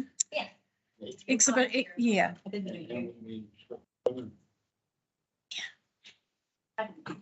You were at his hearing. Yes, Jane was absent. Carla, do you just want to do a little brief Sure. on this? That's me. Just for the benefit of the new members, yes. Well. Thank you. Yeah. So, yes, long running project, still running. So we essentially divided it into two parts to make it easier to compartmentalise the operations of the project, and then move into more of a community-based knowledge piece. So essentially what we have down at the end of Whangaroa Road is, have you all been down there? It's hard to get a visual. Okay. So at the end of what is a gravel road, this beautiful coastline, and it's a great place to launch kayaks, swim and picnic, and can even launch boats, things from there as well. It's well used for many years. So at the end, what happens is it separates off onto a beach either way as you drive down the park. What has been observed is there are two encroachments on either side. So to your left, there's a beach and Esplanade Reserve, which is vested in council, so we own that piece of land. And on the other side, it's legal status as road. So you carry on around the grassy, but it doesn't look like a road, but it's actually the legal status as road. And at the moment, the existing property have had a fence line around what is essentially public space, unbeknownst to the owners. It's been that way for a long time. So what on the operations side, which I call part 1 of this project, we've had to deal with those encroachments. So there's encroachments from the property on the left-hand side of the reserve, and encroachments from the property on the right-hand side, which is a road. Most of those have been inherited by the new owners, and there's some increase in encroachment as well. There are lots of persons and groups that use the area and have concerns about those encroachments that are or have been there. And obviously there's concerns from the landowners themselves about the fact that they are encroaching and how will they deal with those encroachments. Should they be removed? Can they be legalised? And then what do we do with the public space that is left there? There is a fair amount of to and fro between these interested groups. Typically, when we look from an operations side, when you look at encroachments, you look at you go to our Reserves Act and our Reserves Policy for the reserve encroachments to look at what can be legalised or not against the policy that we've put up 2017. On the other side, it's road. So we have to look to the NTA, the Northern Transport Alliance, as to what they want to do with that asset, whether they will accept encroachments, whether it's reasonable to accept those encroachments, but they are the authority on that side of the roads. So in light of the fact that we have spent many months, Belinda will attest to that, listening to all interested parties, what was increasingly difficult to separate was the fact that we couldn't bring these groups together to come to an agreement on, one, the use of the space, and more importantly, the encroachment and any works that have been done with or without council consent. So the operations side, which is district facilities who manage the asset that is the reserve, with other relevant departments, we looked at providing a balanced approach, and we looked at the area as a whole and how we could open it up and make it more hospitable for the public to continue to enjoy. So we've put in place the first part, and that is now complete. So what we've done is looked at the encroachments on both sides. I'll start with the road. So what has been put into by agreement with the landowner that has a fence line on the road is that they will move the fence line back to open up that whole area of grassy space on the right-hand side. So and there should be a map in your report, so it might help. But the fence line will follow the topography. There's quite a cliff, so it's very difficult just to throw a fence over that type of topography. So the fence will go around the cliff and then cut in, and then about a 5 metre setback from a boat shed that is on private property. So they've been given a 5 metre clearance, and that just opens up the public space there, but pushes back that fence to allow them a little bit of setback in front of their boat shed. That was agreed upon by the ETA. They were happy for that to happen. So at this point in time, the boat shed was finally implemented, that is now complete. The licence to occupy for the remaining setback area has been signed by Council and the landowner. And the landowner is getting back to me when they will finish the realigning of the fence. That's happening as we speak. And once we get that fence moved back, what's going to happen is district facilities will put in a couple of bollards. So where the, I don't know why I'm doing this, but anyway, it's covering this road. So at the end of the gravel, you hit grass, and vehicles can actually cross over. And we didn't want the asset managers didn't want it to turn into a car park. So the bollards will go across to restrict traffic going through, so that when part 2 starts, which is my introduction to the community board, to have a good weigh in on what you want to do with that space, you could then decide whether it's plantings or picnic tables, nothing or all, to go into that space. But if we leave it open, if we aren't able to block it up, people will just drive down with their vehicles and it will become a car park, and it'll be wasted space. It'll go against what we're trying to achieve in that area. So that encroachment has been legalised. We're just finalising the realignment of the fence. I spoke to the asset manager this morning. They're ready to move in with the bollards as soon as I get word that, or we get word that the realignment of the fence is done. That's that side. The other side, to the left side, is a beach with a grassed area. Now that grassed area is the reserve, which is also public space. So historically, the house back in the 60s, I would say, I can't remember if it's 60 or 90,000 still, I'll read the property report. But that house has always had an encroachment on the reserve. There's a slight encroachment of deck and eaves of the building. Yes. There's a picture of this on page 130, the bottom left-hand picture. That is the one that Carla's speaking to now, this one here. So, yeah, there we go. So what has happened is there's been some further construction, so the to that property, to that house, and the deck is a little bit further out. Some of the gardens been embellished, I believe, but they're not significantly greater than they were when the house was inherited.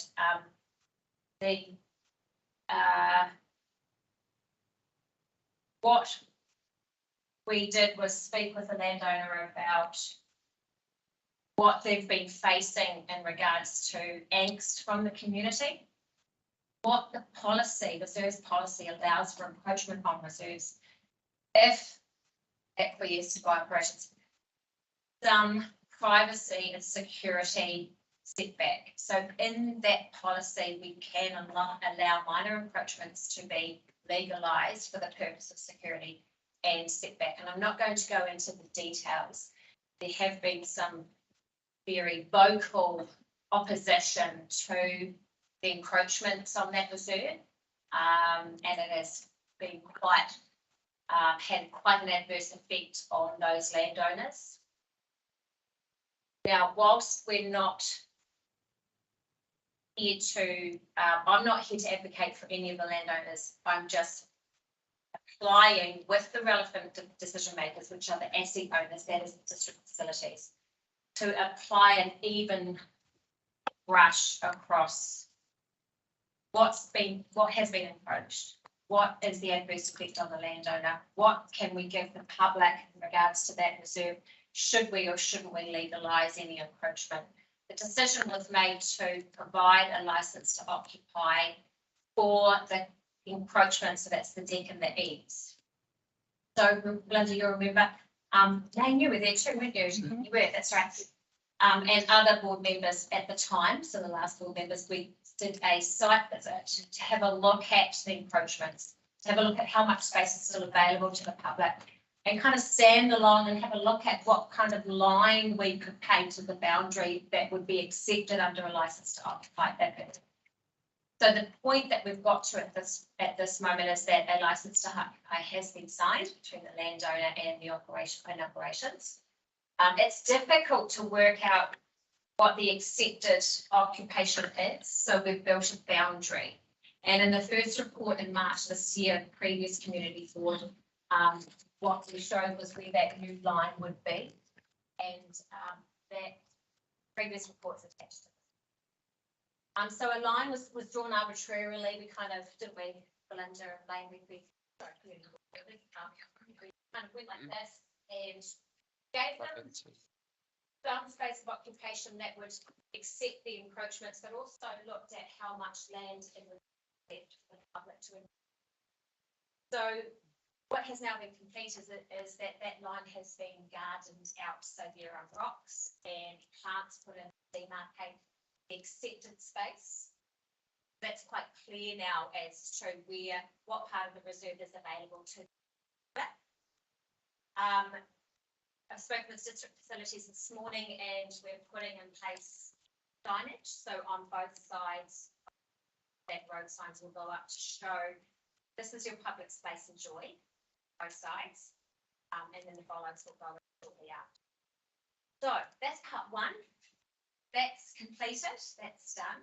And now we open up part two to the community and to this community.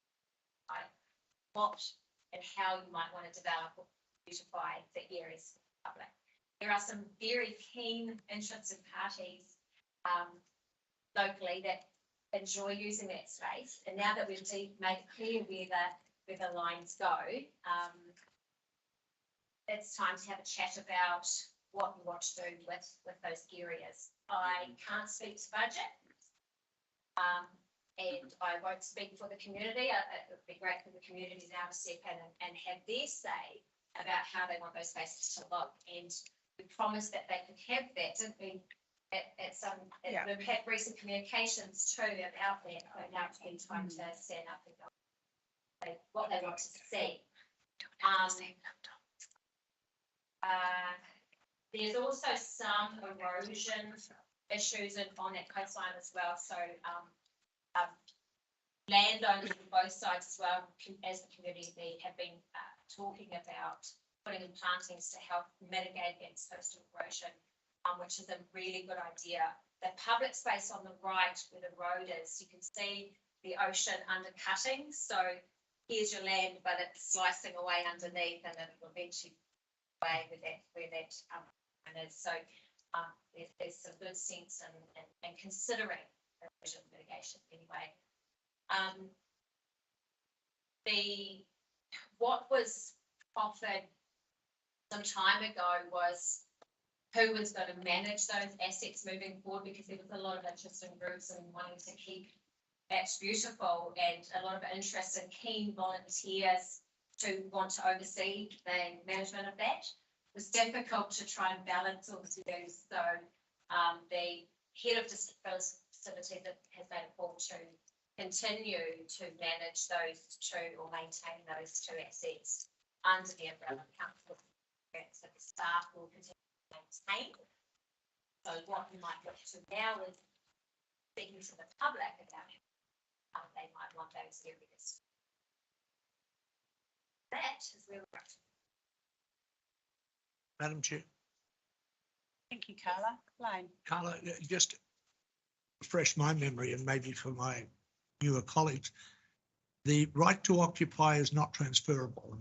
No, it's with the person, not the property. Okay.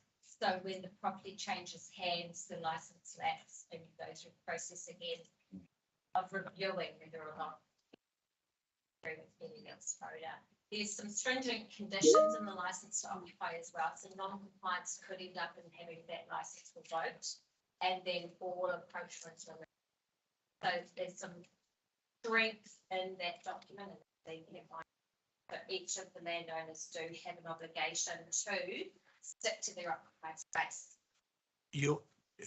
Your discussions up to this point with the landowner is discussions with regards to access to that area, specifically on the left where the house is. Access is very limited. So let's. You mean to the reserve? Yes, to the reserve. Yes. Yes. That is now for stage 2. Yeah, that's stage 2. Yes. Thanks, Lane. Trying to get that part, because that's access for the public, and that should be controlled by, or at least communicated in conjunction with the public. Those are issues that are not landowner. I guess simplifying that for those that haven't been involved in this, in the full lengthy process of getting to this point, is that really all operational and staff have done is actually deal with the license to occupy and the boundary issues. And now that that's been resolved and defined, I guess the information report is what we asked for. The previous member would ask for an information report back to the board, so that because there was so much public interest in this, so that it's in the and they know what the council are doing and what works are being done out there, and to inform us as board members, those of us that are left over, that to see that that has been carried out as per the previous board's wishes on behalf of the community. So where we're at now is dealing with the surrounding issues of the reserve out there, which is the grassy beach coastal and the road and the access into this beautiful green space that we discovered that I didn't even know existed till I did a site visit. And I've actually just noted on the report to add it into our strategic plan to consider placemaking when we have a discussion as a board.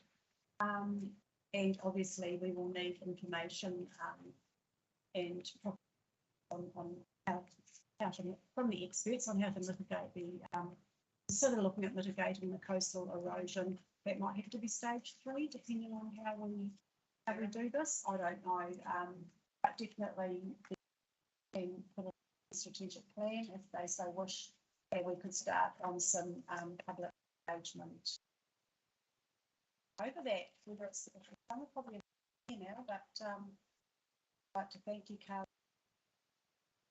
Endless hours and hard work that and Nina and getting us to this point we're at now.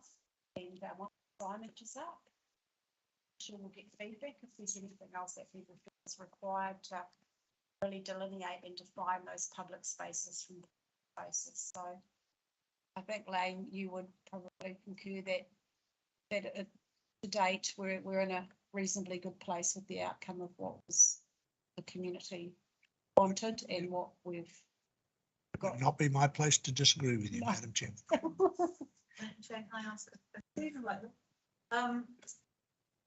You've confirmed that you've sorted everything out with the hearings. Are the communities of interest aware of your program? Ask because you need an email from somebody, lots of photographs attached. I think it was the same location. One of the groups, and she seemed quite agitated. Their response to that was described and through the CE with in conjunction with Mike, I believe a response was sent onto that. I can understand the nature of that email because it looked like works were being done on the reserve and they hadn't had a chance to input, but in fact it wasn't works on the reserve, it was just the work to do with delineating boundary for the license to occupy. So they probably thought things were moving ahead and they hadn't had to say that wasn't right. So the response to that just gave them some clarification. Is it appropriate to copy this and it, given that we were. That's why we have this report. Right, so that's the response. So this is in the public arena as to what has happened today. And I think, Tony, when work start happening and big rocks start coming in, sometimes people assume it's the property owner. It was actually council's contractors doing the work. And I myself was saying, oh, who's putting those rocks there? But it was us putting them there as part of the terms and conditions agreed to council and as the clarification of process was, which is a bit of a concern raised by a member of the public. Wanted to deal with it, so it was a formal response that was in the main. She's been responded to, and so that has been dealt with. Previous board asked for a report back once it went into council hands, so that it was in the public arena. So that they now know. Didn't hear that.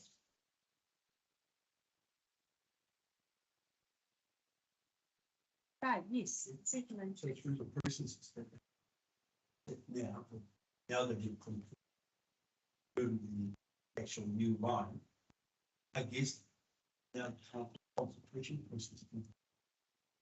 Start the engagement on stage 2. That is that I take it led by the.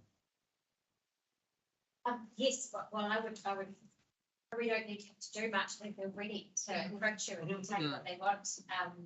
They being, I'm just sending that to the universe of this ward, but yes, and so Graham Norton is head of district facilities at the moment, so he's overseeing that signage, etc.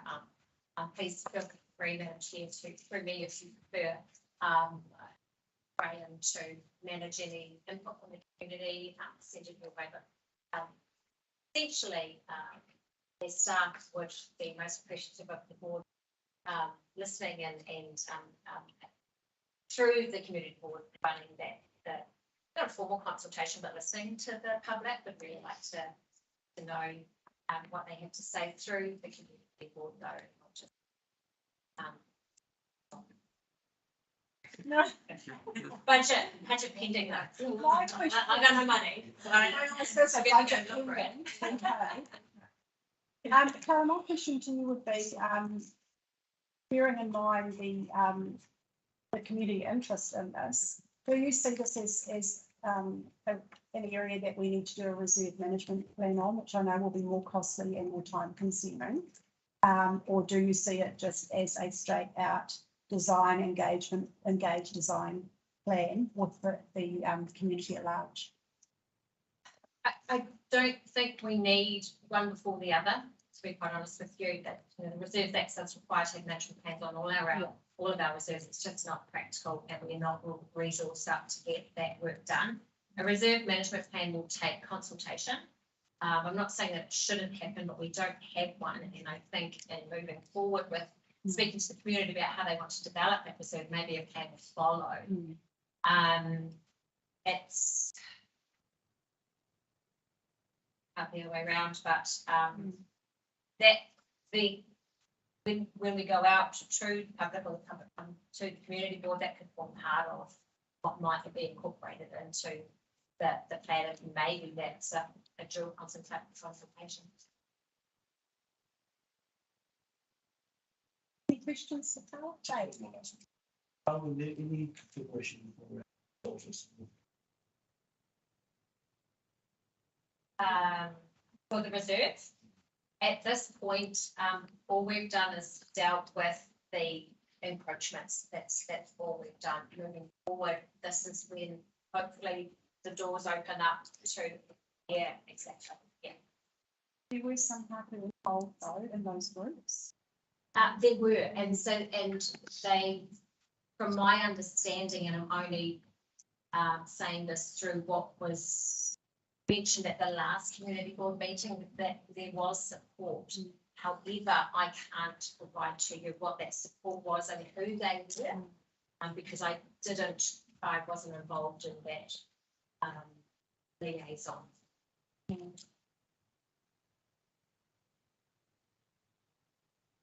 Any questions?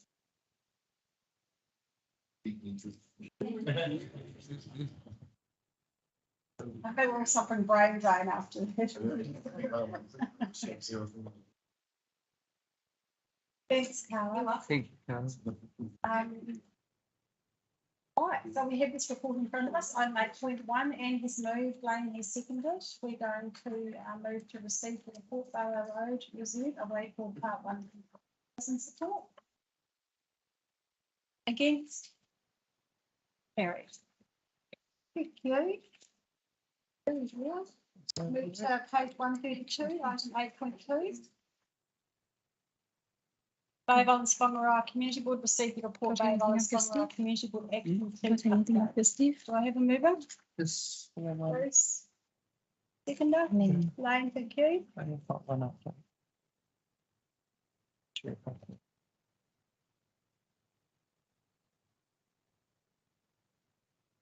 Be proud of our action sheet actually. It's thanks to Nicola and Joshua, it's been considerably reduced. Cold as blazes, our outstanding issues. And as you can see there, information there. Have we had any feedback from Stella? I haven't heard, no. No. Yeah, No but I'm still following up on that. that first item. Second item, Lane, in relation to the lighting at the bowling club end of the Kirikiri domain. Have we had any on-site meetings or discussions? Not yet. No? It is in the works.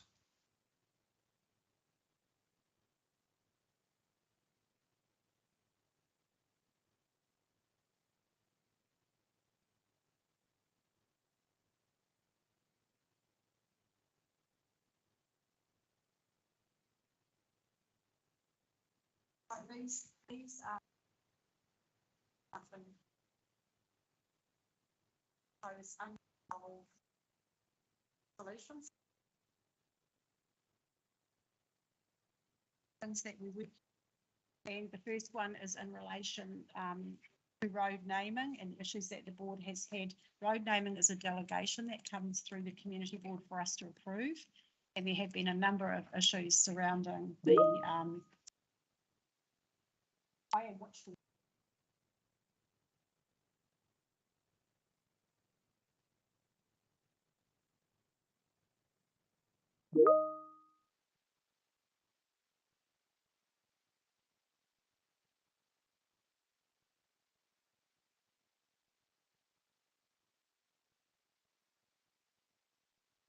guidelines to come out.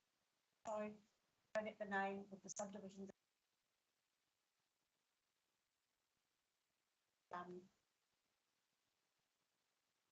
Names to,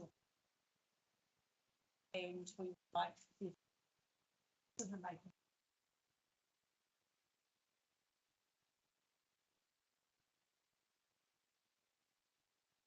in the pipeline. It's like that.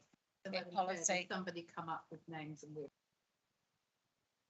there's some order. So there's a number. The name comes from. The workshop came out with a number of decisions, and I'm not quite psychic as to how the policies ended up. Councillor Court might know, but I think what we were really looking at, you know, roads and names of significance, historical significance, and particularly the cultural significance around our road naming, and requesting and getting the process front-footed, so that when somebody applied for a resource consent, they were given a form and told, look, you know, this is going to take a bit of time to engage and consult with throughout the process of your subdivision. Please start that process now and give some thought to what you would like to name your roads. They have to be approved by NTA, Rokakoto, who approves them? LINZ. Land Information New Zealand have to approve them, and so we get feedback. It goes through a process before it comes to us, but we had suggested there was things in the workshop that came out along the lines of perhaps Hapu suggesting and putting forward some lists of names in certain areas that had historical names, and particularly the stories behind them, so that a lot of new people moving to the area to know the cultural sensitivities, the significance of what happened in those areas and on those sites. So just to get more meaningful names, so it's not just somebody's brother or uncle, or that it does have some sort of, and not just hapu iwi, but we also have you know, other Pakeha and other cultural significant sites in the area that we should also look forward. So we're actually putting it out there to our communities to say, hey, we're really great if you could give us some lists or ideas in your area of what you would like to see. You know, if that circle of land, if there was a subdivision in that area, what would you like to see?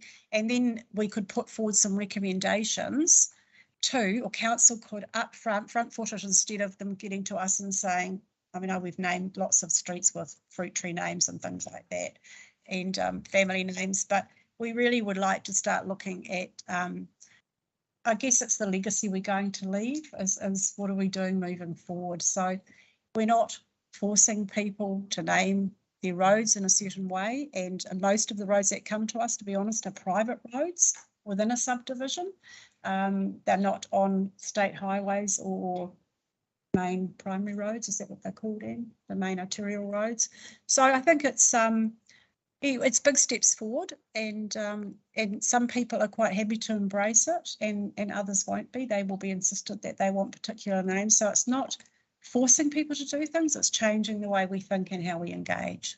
So that's just you will see when you get your first road naming policy and have to work through it, you will see what I'm alluding to in the applications that come to us, because it will get us thinking about the names and the preferred names and what sort of engagement they've done in the existing community and in the wider community, and also with hapu and iwi. So that's our roading. The second one there is actually to do with the Kirikiri Domain redevelopment plan, and Lane, for those of you that don't know, chairs that committee. Did you want to speak to that one, Lane? No. Which one are you talking about? The lighting one. Yeah. Yeah, we have given that the Resource Management Act, the Kirikiri Domain eventually calls for no organised sport on the domain. Of course, we've now got lights for leave there, so it's our intention to turn those at some point so they face in different directions.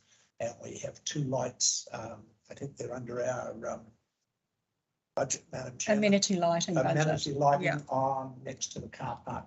But there is some debate about the height of that, because there is residential property. That's the one place that we have residential property borders the domain. So it needs to be thought about the height and direction that it faces. Okay, so the community board has asked to consider, for council to consider costing and looking at the placement of 2 lights at the end, on the bowling club end of the Kirikiri Domain, and putting it into our budget, mainly because we're doing the upgrade of the Kirikiri domain, and it just makes sense to bring that forward and try and complete the project and deal with all the issues in and around the boundaries of that property at the same time. The others, Bruce, is next. Yours is actually the relocation and installation of the Kirikiri domain playground was actually is being relocated to Totara North into the reserve by the hall there. Bruce, how are we going with it? Well, We're not. Totally North have a meeting, checked up with them last night. Right, yes, after the meeting. The main, and hoping to get the playground to be all for them. And then kind of stuff on the, don't know if the, but.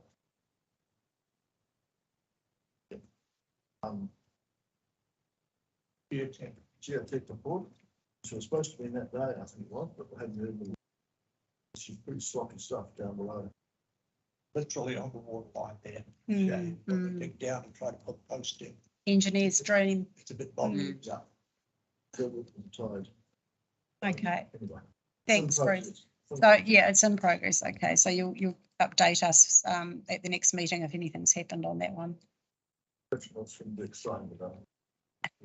And the last item we have there is Cherry Park House, which is one of our delegations, and there is actually a meeting being held with a few of us next week, Monday, I think, to have an update and further discussion on that. Through the chair, can I just provide a quick update? Yes. Sure. Darren James has provided a couple of updates, but he missed this one. He missed the reporting deadline, but he would like me to pass on an update to Cherry Park House. The fire door was installed on Friday, the 11th of November. The building warrant of fitness report is underway. An inspection has been done, and we are currently awaiting the report from that to see what other works are outstanding to be completed at the moment. Thank you. Mandy, if you've got anything else, please jump in. I see you not there. Yeah. Oh, that's great. Okay, so sounds to me like we'll get a bit of a report or rundown. Those of us that are going to the site meeting on Monday. Okay, so can we carry that report? So I will put that's all that we have. We've got nothing to add on that today, have we? Nothing. No, we're doing very well. So I'll put that recommendation that we received the report, moved by Bruce, seconded by Lane. All those in support?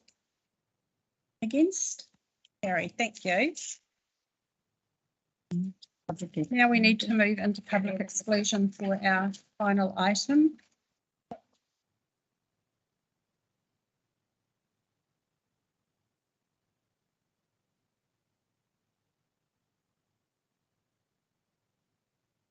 What's that? Self. I've just got to unmute. Rhonda, can you confirm that we go? Need to move it first.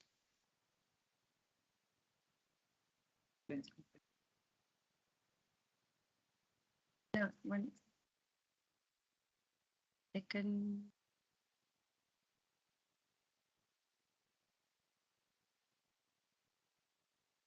Yep. Yes, I will move that we go into public exclusion in order to deal with this final item on our agenda. Do I have a seconder? Thank you, Jane. Can you let me know when the live streaming is finished, please?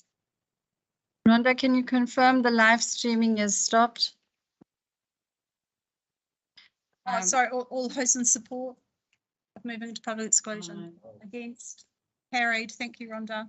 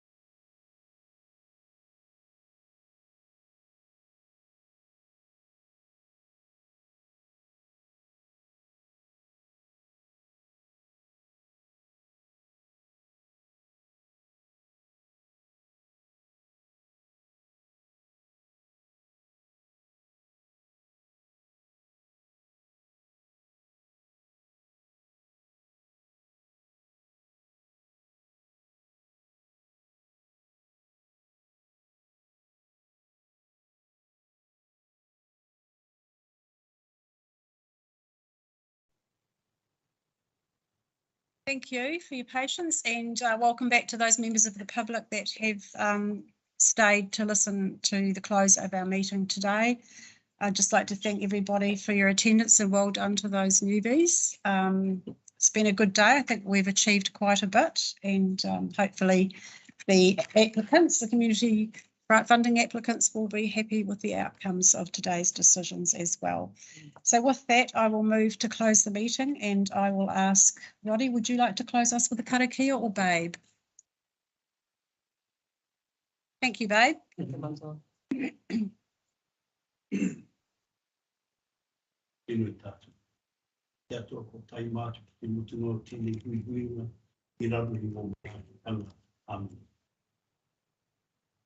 Laura, thank you, Babe, for that.